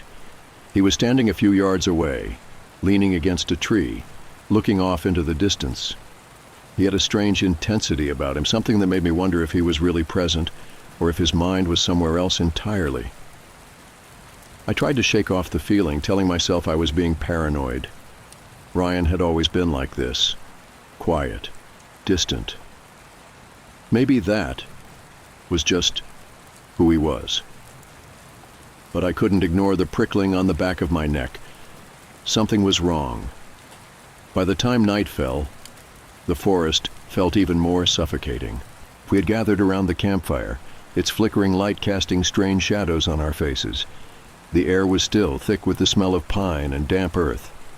Jamie had started talking about her job, venting about the stress and the pressure she'd been under. I could tell she was trying to let it all out, to feel like herself again. Tom was laughing and throwing in jokes, trying to keep the mood light. But for some reason, I couldn't fully engage. I couldn't shake the sense that something was wrong. Ryan hadn't said a word all evening. He just stared at the fire, his face illuminated by the orange glow. Every now and then, he would shift his gaze to one of us, but it wasn't the kind of look that felt reassuring. It was more like he was analyzing us, studying us. "I don't know," Sarah said, her voice quieter than usual. "There's something strange about this place. It feels like we're being watched." Her words sent a ripple through the group, and I could see the unease in everyone's eyes. Even Tom stopped laughing for a moment. "Don't be ridiculous," Ethan said, trying to brush it off. "We're just here to relax. There's nothing out here but trees." But Sarah's words had struck a chord with me. I'd been thinking the same thing. Ryan turned his head slowly, his gaze locking onto Sarah. His eyes didn't have the warmth I remembered from our childhood. They were cold, calculating. I couldn't explain it, but in that moment I felt a chill that had nothing to do with the temperature. "You're right," Ryan said softly. "We're being watched." As the fire crackled, a sudden gust of wind swept through the camp, sending a few of the logs tumbling. We all jumped, but it wasn't just the wind that startled me. For a brief moment, just as the flames flickered out, I could have sworn I saw a figure in the distance, standing just beyond the tree line. It was too far away to make out clearly, but it was tall and seemed to move unnaturally, as though it wasn't quite right. I blinked, and it was gone. "Did you see that?" I whispered, more to myself than anyone else. "What?" Jamie asked, looking up from her phone, which she'd finally pulled out to check the time. "I thought I saw someone in the trees," I replied, my voice low. "Probably just an animal," she said, dismissing it with a laugh, but there was an edge to her voice. I could tell she didn't like the way the atmosphere had shifted either. Tom looked over at Ryan. "What about you, man? See anything?" Ryan didn't answer. He just stared into the darkness, his expression unreadable. "I think we should go to bed," Sarah said suddenly, breaking the silence. Jamie nodded, standing up. "Yeah, good idea. We'll get an early start tomorrow." Ryan stood too, though he didn't seem eager to leave the fire's warmth. "Do you think it'll come for us?" he asked, his voice soft and strange. "Come for us," Tom echoed. a nervous chuckle escaping his lips. "What are you talking about, man?" Ryan didn't answer. He just kept staring at the darkness. As I lay in my tent that night, the sound of the wind outside was the only thing that kept me from spiraling into full-blown panic. But even that sound was different, distant, almost hollow, as if the forest itself was holding its breath. I kept thinking about Ryan. Something was wrong with him. It wasn't just the way he had acted tonight. It was the way he had been acting for months now, whenever we all got together. He didn't seem like the same person I once knew. I heard something move outside the tent, just a rustle of leaves. I held my breath, waiting, but it was probably just an animal. Still, my heart pounded in my chest, and sleep refused to come. The next morning, the tension hadn't lifted. If anything, it was worse. Jamie tried to keep things moving, suggesting a hike to get everyone's mind off the unease, but I could tell no one was fully into it. Tom tried to joke his way through the hike, but his jokes seemed forced now. Even Sarah was quiet, her eyes darting around as if expecting something to leap out from behind the trees. Ryan, of course, was quiet again. More than usual. He barely spoke at all as we hiked deeper into the forest. The air felt thick, like something was watching us from the trees, and I couldn't shake the feeling that we were all just waiting for something. I don't know why I decided to wander off. Maybe it was the silence getting to me, or maybe it was just the need to escape the group. But I stepped off the trail, just for a minute, to take a breath away from the others. That's when I found it. Buried beneath some leaves was an old tattered journal. It was leather-bound, and the pages inside were yellowed with age. I picked it up, dusted it off, and opened the first page. It was written in a careful, precise hand, the words almost too neat to be real, but the deeper I read, the more the words began to twist into something darker. It was filled with descriptions, observations, about us. We had gathered around the campfire, its flickering light casting strange shadows on our faces. The air was still, thick with the smell of pine and damp earth. Jamie had started talking about her job, venting about the stress and the pressure she'd been under. I could tell she was trying to let it all out, to feel like herself again. Tom was laughing and throwing in jokes, trying to keep the mood light. But for some reason, I couldn't fully engage. I couldn't shake the sense that something was wrong. Ryan hadn't said a word all evening. He just stared at the fire, his face illuminated by the orange glow. Every now and then, he would shift his gaze to one of us, but it wasn't the kind of look that felt reassuring. It was more like he was analyzing us, studying us.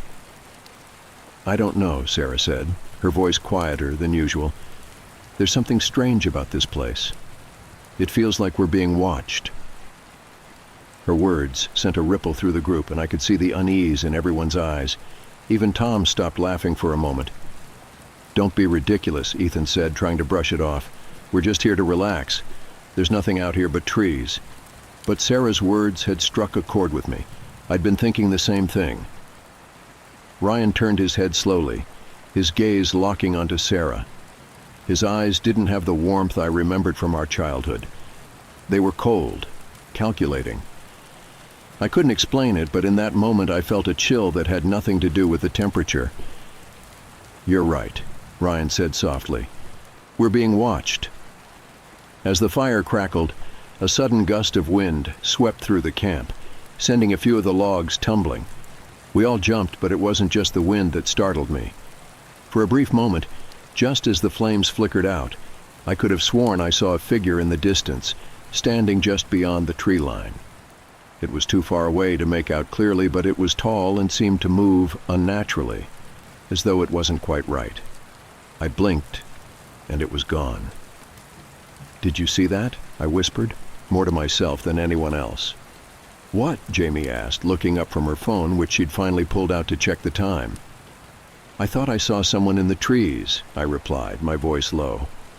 "Probably just an animal," she said, dismissing it with a laugh, but there was an edge to her voice. I could tell she didn't like the way the atmosphere had shifted either. Tom looked over at Ryan. "What about you, man? See anything?" Ryan didn't answer. He just stared into the darkness, his expression unreadable. "I think we should go to bed," Sarah said suddenly, breaking the silence. Jamie nodded, standing up. "Yeah, good idea. We'll get an early start tomorrow." Ryan stood too, though he didn't seem eager to leave the fire's warmth. "Do you think it'll come for us?" he asked, his voice soft and strange. "Come for us?" Tom echoed, a nervous chuckle escaping his lips. "What are you talking about, man?" Ryan didn't answer. He just kept staring at the darkness. As I lay in my tent that night, the sound of the wind outside was the only thing that kept me from spiraling into full-blown panic. But even that sound was different, distant, almost hollow, as if the forest itself was holding its breath. I kept thinking about Ryan. Something was wrong with him. It wasn't just the way he had acted tonight. It was the way he had been acting for months now, whenever we all got together. He didn't seem like the same person I once knew. I heard something move outside the tent, just a rustle of leaves. I held my breath, waiting, but it was probably just an animal. Still, my heart pounded in my chest, and sleep refused to come. The next morning, the tension hadn't lifted. If anything, it was worse. Jamie tried to keep things moving, suggesting a hike to get everyone's mind off the unease, but I could tell no one was fully into it. Tom tried to joke his way through the hike, but his jokes seemed forced now.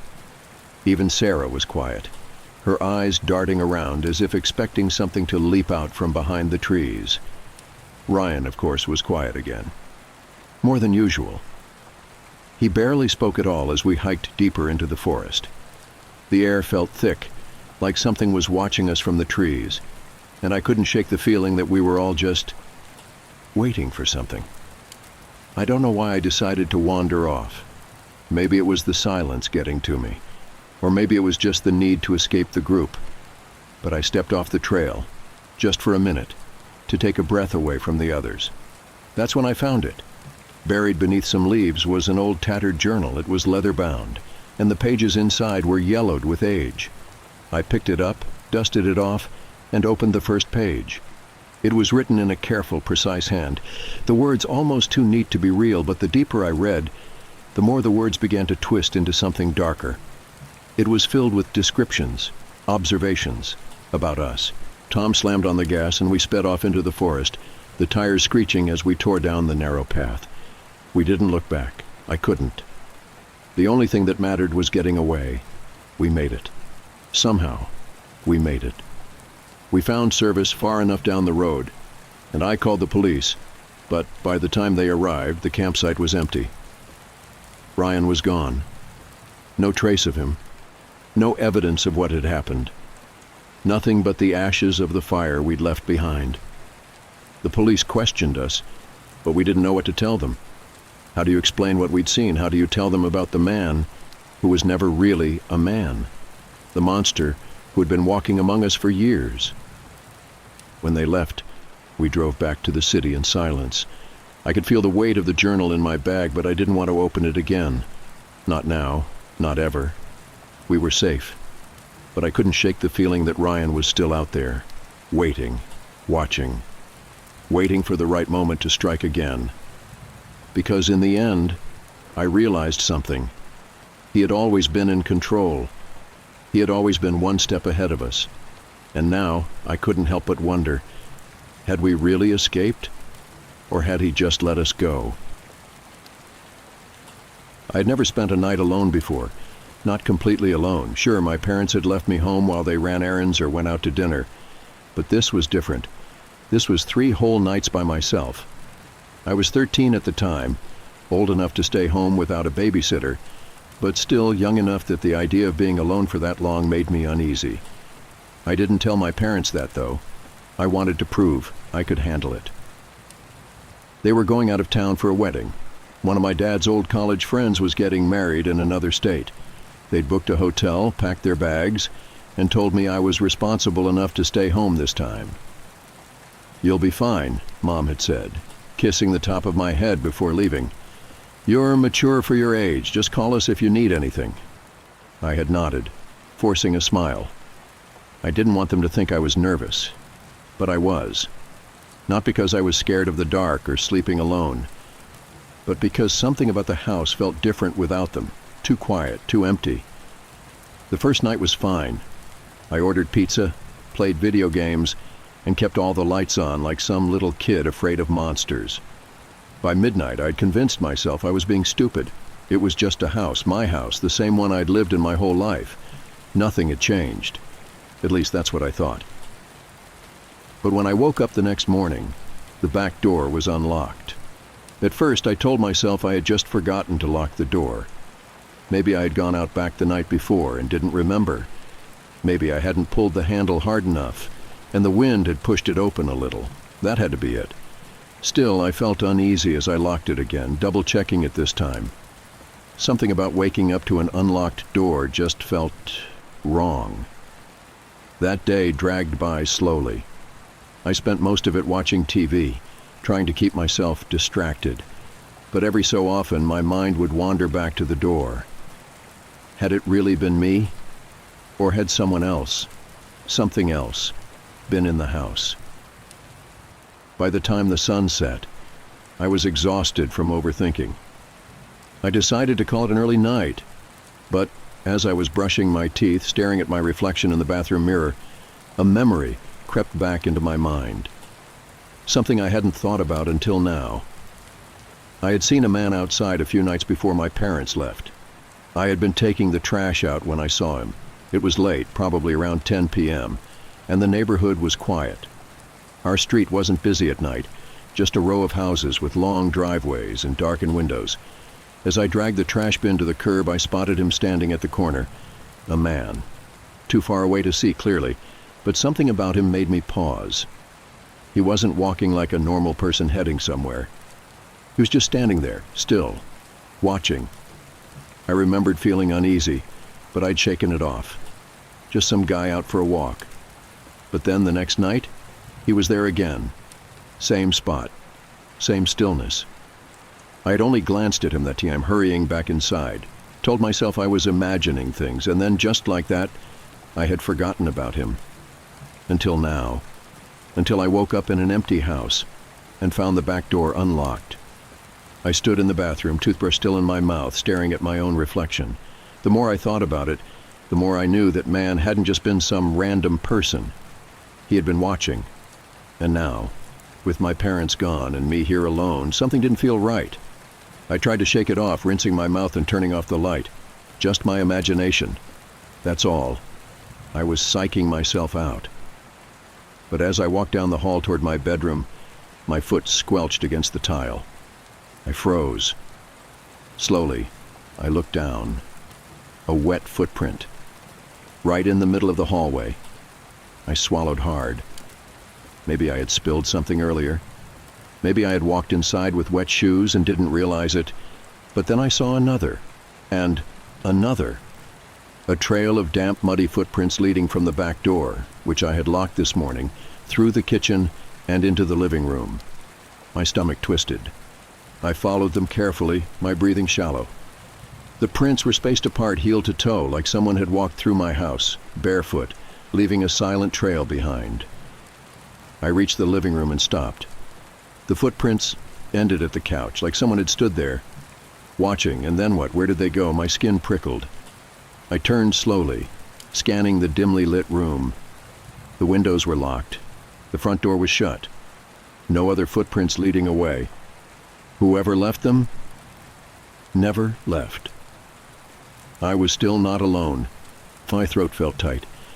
I turned in slow circles, scanning every dark corner of the living room. My mind was racing, trying to make sense of it. The back door was locked. The windows were shut. There were no footprints leading away. So where did they go? A sharp creak echoed through the house. I spun around. The sound had come from down the hall, near my bedroom. My entire body tensed. I forced myself to breathe slowly, my ears straining for any other noise. Silence. But I knew I wasn't imagining things. Someone was in here with me. I moved carefully, gripping my phone so hard my fingers ached. Call someone. That thought pounded in my head, but my body refused to listen. Instead, I followed the footprints back toward the hallway, stepping as lightly as I could. My bedroom door was slightly ajar. It had been closed before. A single sliver of darkness stretched across the floor, leading into my room. My stomach twisted. I reached out and pushed the door open all the way. The room was empty, or at least it looked that way. I took a shaky breath, scanning every inch of the space. My bed was unmade, the blanket slightly pulled back from where I had slept the night before. My closet was shut. The desk chair was exactly where I left it. But then, the closet door moved, just an inch. Not enough to be the wind, not enough to be an accident. Someone was in there, hiding, watching me. I felt something cold creep up my spine. I could run. I could turn and bolt out of the house, sprint to a neighbor's door, or call the police. Or I could find out who had been watching me for days. My fingers trembled as I reached for the handle. Then, a voice, barely above a whisper. "Don't." My breath caught in my throat. That whisper, so quiet, so close, sent ice through my veins. I took a shaky step back. My mind screamed at me to run, to get out of the house, to call someone, but my body wouldn't move. The closet door stood still. The silence was unbearable. Had I imagined it? Was my mind playing tricks on me? I knew what I heard, and whoever was in there knew. I heard it too. I forced myself to move, stepping back toward the hallway, never taking my eyes off the closet. My fingers fumbled for my phone in my pocket, my breathing too loud in the dead silence of the house. 911. I barely heard the first ring over the pounding in my chest. Then, a voice. 911. What's your emergency? I opened my mouth to answer, but before I could speak, the closet door burst open. I didn't see a face, just movement. A blur of dark clothing. A man. He shoved past me so fast that I stumbled back, almost dropping my phone. I heard his footsteps pounding down the hallway, then the sharp slam of the back door flying open. He was running. I gasped for air, spinning toward the sound. By the time I reached the back door, he was already gone. I stood there, shaking, staring into the darkness outside. The night was still, silent, as if nothing had just happened, but someone had been inside my house watching me, and I had no idea for how long. The police arrived within minutes. I barely remember what I told them. I was still in shock, my hands shaking too hard to hold my phone properly. I explained about the wet footprints, about the closet door, about the whisper, about how I had seen a man standing on the street for nights before my parents left. An officer checked the backyard, shining a flashlight over the grass, but the man was gone. There were muddy footprints outside leading from the back door, but they ended a few houses down, vanishing into the street. Like he had been watching me, waiting for the right moment. The police searched the house, checked the locks, reassured me that everything seemed safe now. But I didn't feel safe. Not anymore. I didn't sleep that night. Even after the police left, even after I triple-checked every lock in the house, I couldn't shake the feeling that something was wrong. It wasn't just the fact that a stranger had been inside my closet. It wasn't just the fact that he had been watching me for days. It was the fact that I never heard him come in. I kept running over it in my head. The back door had been locked when I went to sleep. The windows were shut. There was no sign of a break-in. So how had he gotten inside? The next morning I did something I'd never done before. I searched my own house. I checked everything, every lock, every window, every possible way someone could have gotten in. And then, in the hallway near the laundry room, I saw it. A tiny square in the ceiling. The attic entrance. My stomach dropped. The attic. I'd never paid much attention to it before. We never really used it. Just a small space above the house for insulation and old Christmas decorations. But now, staring up at it, a terrible thought formed in my mind. I grabbed the stepladder from the closet. My hands were sweating as I set it up, the cheap metal wobbling slightly under my weight as I climbed up. I reached for the latch, hesitated, and then pushed it open. The wooden panel slid back with a soft scrape. A wave of dust drifted down, making me cough. I lifted my phone, turning on the flashlight, and that's when I saw it. a sleeping bag, a half-empty water bottle, and next to it, oh, a crumpled candy wrapper, my candy. From my kitchen, I nearly fell off the ladder. Someone had been living in my attic. I scrambled down, heart pounding, backing away like the opening in the ceiling might swallow me whole. I wanted to scream, but my throat felt tight. The man hadn't just broken in last night. He had been here for days, watching, waiting. And the worst part? I still didn't know who he was, or if he was coming back. My hands were shaking as I called the police again. This time, they took it seriously. When the officers arrived, I barely got the words out. The attic. There's something up there. He was living here. They exchanged a look before grabbing a flashlight and pulling themselves up into the crawl space. I stood at the bottom of the ladder, every muscle in my body tense, waiting for them to confirm what I already knew. And then, Jesus Christ. One of the officers swore under his breath. I heard the soft rustling of plastic, the scrape of something shifting in the dust. Then, an officer's voice. Kid. He wasn't just living up here. He climbed back down, holding something in his gloved hand, a notebook. My stomach twisted. The officer flipped through it, his expression darkening. I couldn't see the pages, but I could see his face, his frown, the way his grip on the book tightened. Finally, he looked at me. He was keeping notes on you. The police searched the attic thoroughly after that. They found more things. Empty food wrappers, bottles of water taken from my own fridge, a pile of blankets that smelled like sweat and dust. And the worst part, the handwriting in the notebook. Pages filled with times, dates, notes about my routine. When I went to sleep, when I left for school, when I was alone. One sentence stood out, written near the bottom of a page from last week. Parents leaving Friday, house empty, perfect time. They never caught him. That's the part that still keeps me up at night. The police said he probably slipped out during the first search, vanishing into the neighborhood before they could track him. They promised to patrol the area, but deep down, I knew it didn't matter, because he was already gone. And whoever he was, he had been watching me for weeks, maybe months, maybe longer. I never spent another night alone in that house. When my parents got home, I told them everything. My mom cried. My dad looked like he wanted to break something. We moved 3 months later, new city, new house, no attic. But even now, years later, I still find myself double-checking locks. Still feeling like someone is watching when I walk home alone. Because the scariest part? He could be anywhere. I moved here 2 weeks ago. A fresh start, or at least that's what I kept telling myself. The old apartment, the one I had lived in for years, had become suffocating. A reminder of things I wanted to forget. This house, with its fresh wooden floors and the scent of new paint still clinging to the walls, was supposed to be a reset, a blank slate. Something about the stillness of an empty home had always appealed to me, the way it sat in quiet anticipation of the life that would fill it. I spent the first few days scrubbing every inch, not because it was dirty, but because the act of cleaning made it feel more like mine. The house was older, but it had charm. High ceilings, creaky wooden floors, and large windows that let in too much light during the day.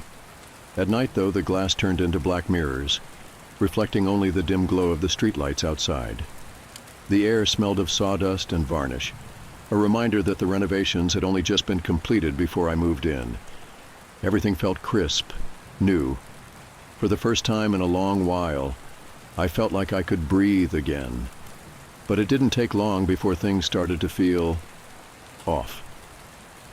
It was small things at first. The back door, which I was sure I had locked, would be slightly ajar in the mornings. A window I had left open to let in the evening breeze would be shut tight when I woke up. I chalked it up to absent-mindedness. Moving was exhausting, and my mind had been cluttered with 1,000 little tasks. Maybe I had locked the back door. Maybe I had closed the window before bed and simply forgotten.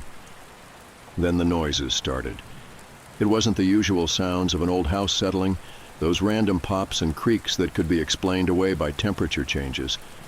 No, these were different. Rhythmic, deliberate. Footsteps, faint but distinct, echoing down the hallway in the dead of night. The first time I heard them, I sat up in bed, heart hammering, straining to listen. A part of me wanted to believe I had imagined it, that the silence of the house was playing tricks on me. But as I held my breath, the sound came again. Slow, measured steps moving toward my bedroom door. I had to remind myself that I was alone. There was no one else here. Still, I got up and checked, stepping cautiously into the hallway. The floorboards cold beneath my bare feet. The house was empty, just as I had left it. I turned on every light, checked the locks, even opened the closets, though I wasn't sure what I expected to find. Nothing. Just silence. But the feeling of being watched lingered, thick and suffocating. The next morning, I woke up feeling drained. I must have tossed and turned for hours after hearing those footsteps, my mind racing with possibilities. Maybe I had dreamed it. Maybe the stress of the move was getting to me. I forced myself to shake it off. The house felt different in the daylight, safer. The hardwood floors gleamed under the sun, the fresh paint smelled reassuring, and for a moment I felt foolish for letting my imagination run wild the night before. I made coffee, stood by the window, and watched the neighborhood wake up. The street was quiet, mostly older houses with well-kept lawns and neatly trimmed hedges, the kind of place that should feel safe. I kept busy that day, unpacking the last of my boxes, hanging up pictures, and rearranging furniture until everything felt just right. But as I moved around the house, a thought lingered in the back of my mind. Had the air always felt this thick? Heavy, almost like I was moving through something unseen. I shook the thought away and kept myself distracted. That night, it happened again. I woke up abruptly, unsure why, my skin clammy with sweat. The room was dark, but something felt wrong. The air was still, unnaturally so, as if the house itself was holding its breath. Then I noticed the door. I always slept with it closed. I was sure of it. But now it was open, just a crack. A slow, creeping unease curled around my spine. I sat up, staring at the sliver of darkness beyond the doorway. I wanted to tell myself that I had simply forgotten, that I'd left it open by mistake, but I knew better. Pushing back the covers, I slid out of bed, each step toward the door feeling heavier than the last. I placed my hand against the wood and pushed it open, peering into the hallway. Empty. The dim light from the street lamp outside barely reached the corners of the corridor, leaving long shadows stretching across the floor. I checked the locks again, my pulse quickening when I found the front door unlocked. My stomach twisted. I had locked it, I was sure of it. But the deadbolt was undone, the door slightly ajar. I stood there listening. Nothing. Just silence. Swallowing hard, I locked it again, double-checking this time. Then, feeling foolish, I grabbed a chair and wedged it under the doorknob. It wasn't much, but it made me feel a little better. Back in bed, I tried to sleep, but every creak of the house had me on edge. I kept my eyes on the doorway, waiting, though I didn't know for what. Eventually, exhaustion took over and I drifted into uneasy sleep. The next few days, the strange occurrences continued. The doors I locked at night would be open in the morning. My keys would disappear, only to turn up in places I was certain I hadn't left them.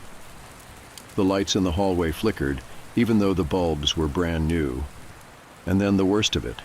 One night, as I passed by the hallway mirror, I thought I saw something. A figure, just behind me. I spun around so fast I nearly lost my balance. Nothing was there. The hallway was empty. But my reflection, my own face, stared back at me, pale and wide-eyed. I barely slept that night. By the second week, I'd started keeping a knife on my nightstand. I told myself it was ridiculous, that I was being paranoid, but I couldn't shake the feeling that I wasn't alone in this house.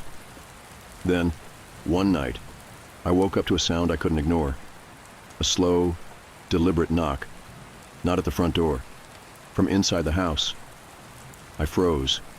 The knock came again, 3 steady taps against wood. It was close. Too close.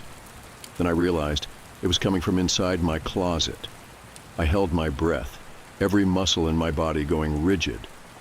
The silence stretched on, thick and suffocating. My mind raced with explanations, but none of them made sense. I reached for the knife, gripping the handle so tightly my knuckles turned white, and then slowly the closet door began to creak open. The closet door creaked open just an inch, but that was enough to make my stomach drop. The darkness inside was absolute, so black it felt unnatural, as if the space inside was swallowing all the light. I gripped the knife tighter, my breath shallow and uneven. I told myself to move, to get up, to do something, but I couldn't. I just stared, frozen in place, waiting for something to happen. Seconds passed, then a minute. Nothing. I forced myself to stand, legs unsteady beneath me. Slowly, cautiously, I reached for the lamp on my nightstand and flicked it on. Light flooded the room, chasing away the shadows. The closet was empty. My heart slammed against my ribs as I hesitated. Then, gripping the knife, I took a step forward. My fingers trembled as I reached for the door and pulled it open all the way. Nothing. Just my clothes, hanging neatly on their hangers. My boxes stacked in the corner. The silence in the room was thick, pressing down on me like a weight. I let out a slow breath, shaking my head. "You're losing it," I muttered under my breath. But as I turned back toward my bed, I saw something that made my blood turn to ice. The chair, the one I had wedged under the front door handle just hours ago. It was back in its place at the dining table. The next morning, I called a locksmith. I didn't care how crazy I sounded. I told him my locks weren't working properly, that my front door seemed to be unlocking itself in the middle of the night. The man, an older guy with rough hands and a cigarette tucked behind his ear, gave me a skeptical look, but replaced the entire lock anyway. "Doubt anyone's getting through that now," he said, testing it. "You're all set." I thanked him, watching as he packed up his tools and left. I waited until his truck disappeared down the street before turning back to the door, testing the lock myself. It felt solid, secure. For the first time in days, I felt like I had some control again, but that night, I woke up to something far worse, not footsteps, not knocking, breathing. It was soft, just above a whisper, but it was there, and it was right next to me. My entire body stiffened.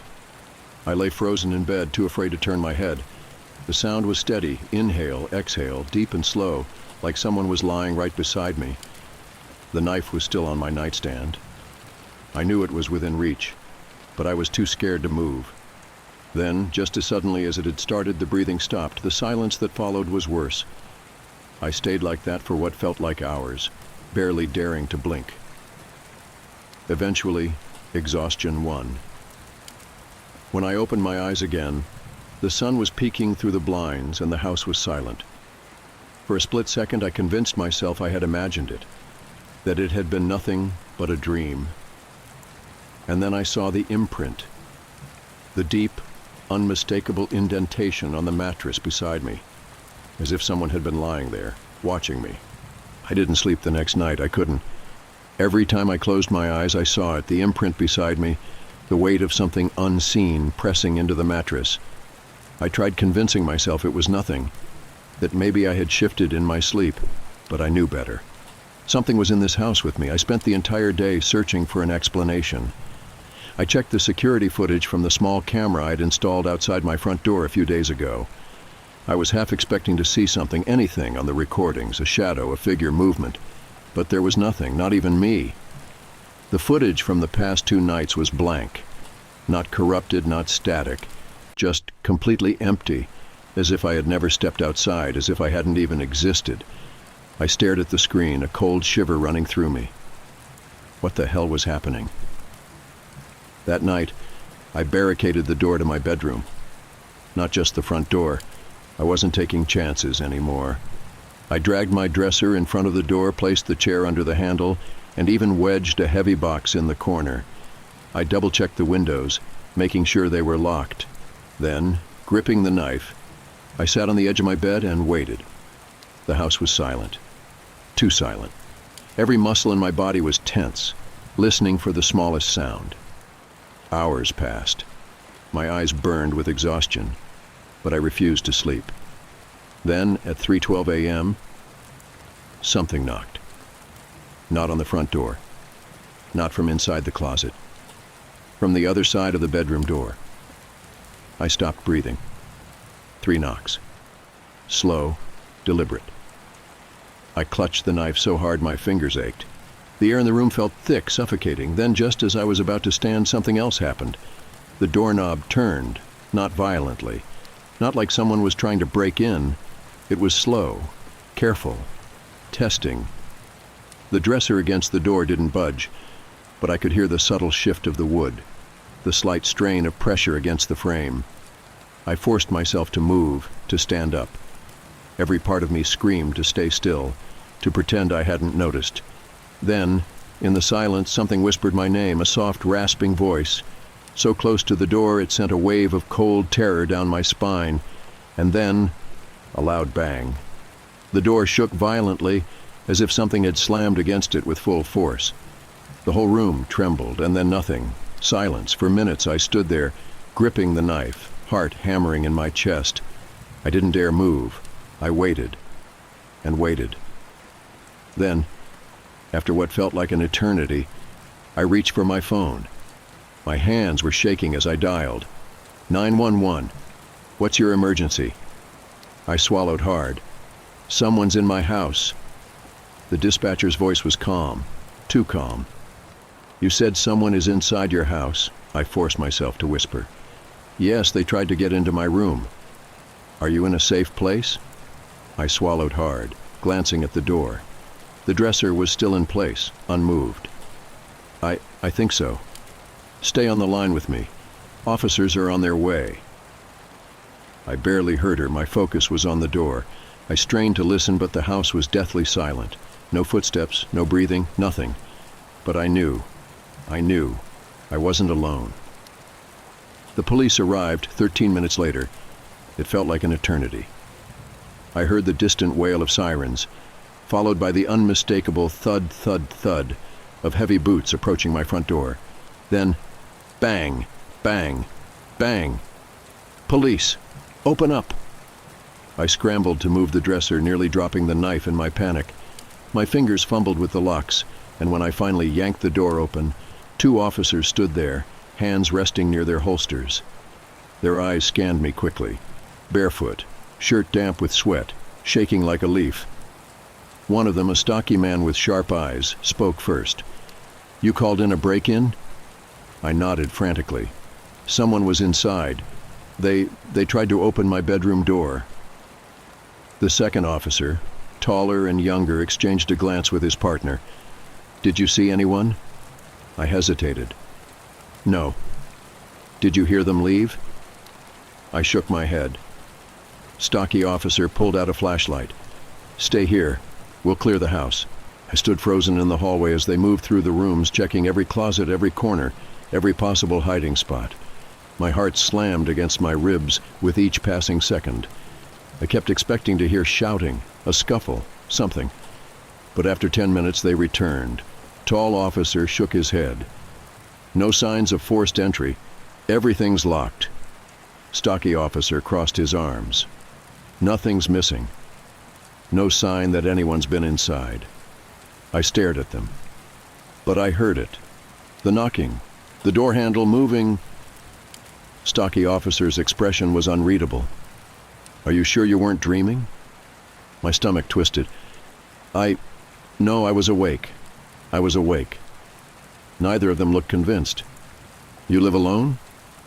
I nodded. They exchanged another glance before stocky officer sighed. Look, we'll file a report, but there's nothing else we can do tonight. If you see anything, real anything, call us again. Something about the way he said it made my skin crawl. They left a few minutes later, their car's red and blue lights flickering against my windows as they pulled away. And just like that, I was alone again. But as I shut the door, a realization settled deep in my gut. They were wrong. Someone had been inside, and they still were. I didn't sleep that night. Even after the police left, my mind kept replaying the sound of the knocking, the slow turn of the doorknob. They hadn't found anything. But that didn't mean nothing had happened. I checked every lock in the house again, tested the windows, even wedged the chair back under the front door handle. Then, gripping the knife, I sat on the couch with my back to the wall, waiting for something to happen again. But the night passed in silence. No knocks, no creaking floors, nothing. By the time the sun crept through the blinds, exhaustion weighed me down like bricks. I told myself I was being paranoid. Maybe the police were right. Maybe I had imagined it, half awake in the dark, my mind playing tricks on me. And yet, something still felt off. I didn't go to work that day. I couldn't focus. Instead, I forced myself to do something that should have been obvious from the beginning. I started looking into the house's history. Real estate records were easy enough to find online. The house had been built in the late 80s, sold a few times over the years, nothing unusual. But then I dug deeper. The owner before me, a man named Daniel M., had lived here for over 15 years. He'd sold the house suddenly. No records of a job transfer, no marriage or divorce, nothing that explained why he would leave a house he had owned for so long. Then I found an old news article, a short piece buried in the archives of the local paper. Local man found squatting in foreclosed home. My chest tightened as I read.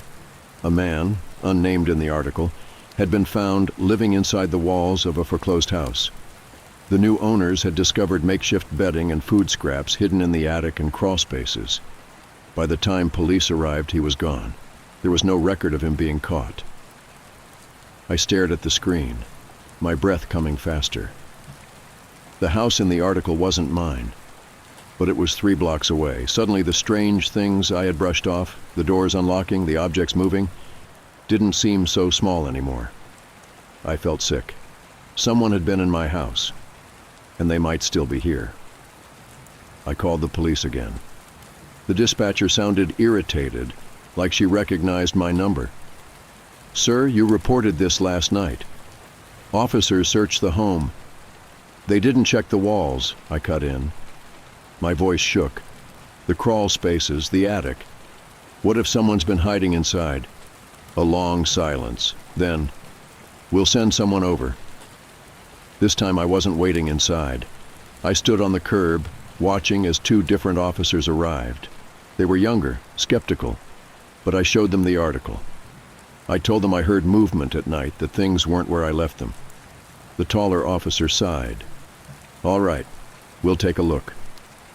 The search took longer this time.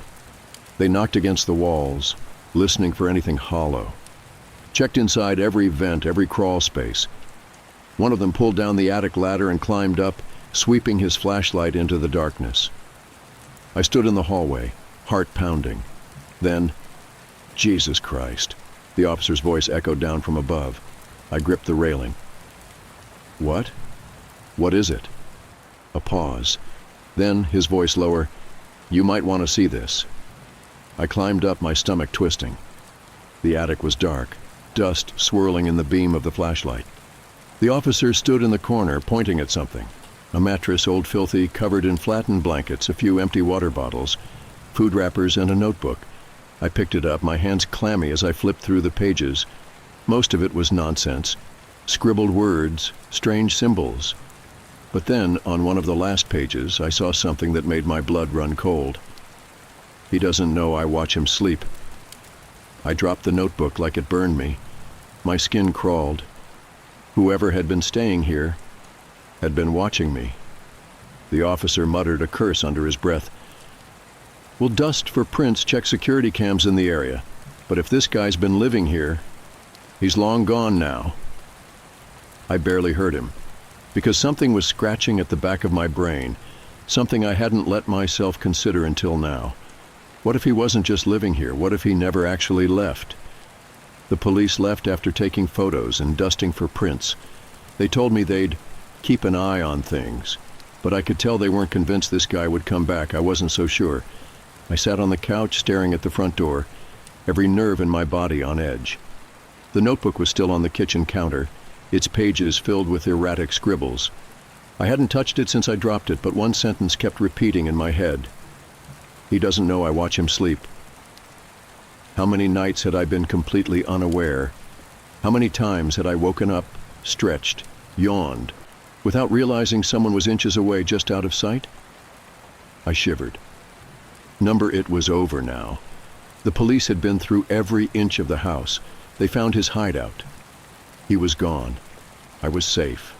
I kept telling myself that. But deep down I didn't believe it. That night I set up my phone to record while I slept. I needed proof. Needed to know if I was just being paranoid or if something was still wrong. I placed it on my nightstand, camera facing my bed, and hit record. Then I wedged a chair under the door handle again, double-checked every lock, and crawled under the blankets. For the first time in days, I fell into an exhausted sleep. When I woke up, the first thing I did was check my phone. My stomach tightened as I opened the video. For the first few hours, nothing happened. Just me, shifting slightly in my sleep. The room was dimly lit by the glow of the street lamp outside, shadows stretching along the walls. Then at 3:47 a.m. I saw it. The closet door. Slowly, silently, it crept open. An inch. Then another. I bolted upright, heart hammering in my chest. My hands shook as I scrubbed back through the footage, staring at the screen in horror. The door had been closed when I went to sleep, I was sure of it. But now, it was open. Wide open. I hadn't imagined it. He was still here. I didn't call the police this time. I couldn't. What would I even tell them? That my closet door moved? That I felt like I wasn't alone? They already thought I was losing it. I needed proof. I spent the whole day on edge, jumping at every sound. I knew he was watching me. Knew he was waiting for something, so I made a plan. That night I locked up as usual. I put the chair under the doorknob. I set up my phone to record again. But this time, I didn't go to sleep. I waited. The house was silent. For hours I lay in bed, barely blinking, staring at the closet door. My phone was recording, its tiny red light barely visible in the dark. At 3:51 a.m., the air changed. It was subtle, just a slight shift, like the room had become denser, heavier, and then movement. The closet door creaked. Just a fraction. I stayed completely still. My breathing was shallow, controlled. Every muscle in my body tensed as I gripped the knife under my pillow. Then a shadow. Slow, deliberate, just barely visible in the darkness. He was inside, watching me, waiting. My pulse thundered in my ears, but I forced myself to stay calm. Not yet. If I moved too soon, he'd run. And I needed to end this. Then finally, a footstep, software careful, he was coming closer. I moved fast. In one motion, I grabbed my phone, flicked on the flashlight, and lunged. The beam cut through the darkness, illuminating a figure inches from my bed. A man. Thin, unkempt. His clothes tattered, his skin pale and stretched tight over sharp cheekbones. His eyes, wild, empty. For a split second, we locked eyes. Then, he bolted. I chased him, nearly tripping over the blankets. He knew the house better than me. Dove into the hallway, moving fast, too fast. By the time I reached the front door, it was wide open, and he was gone.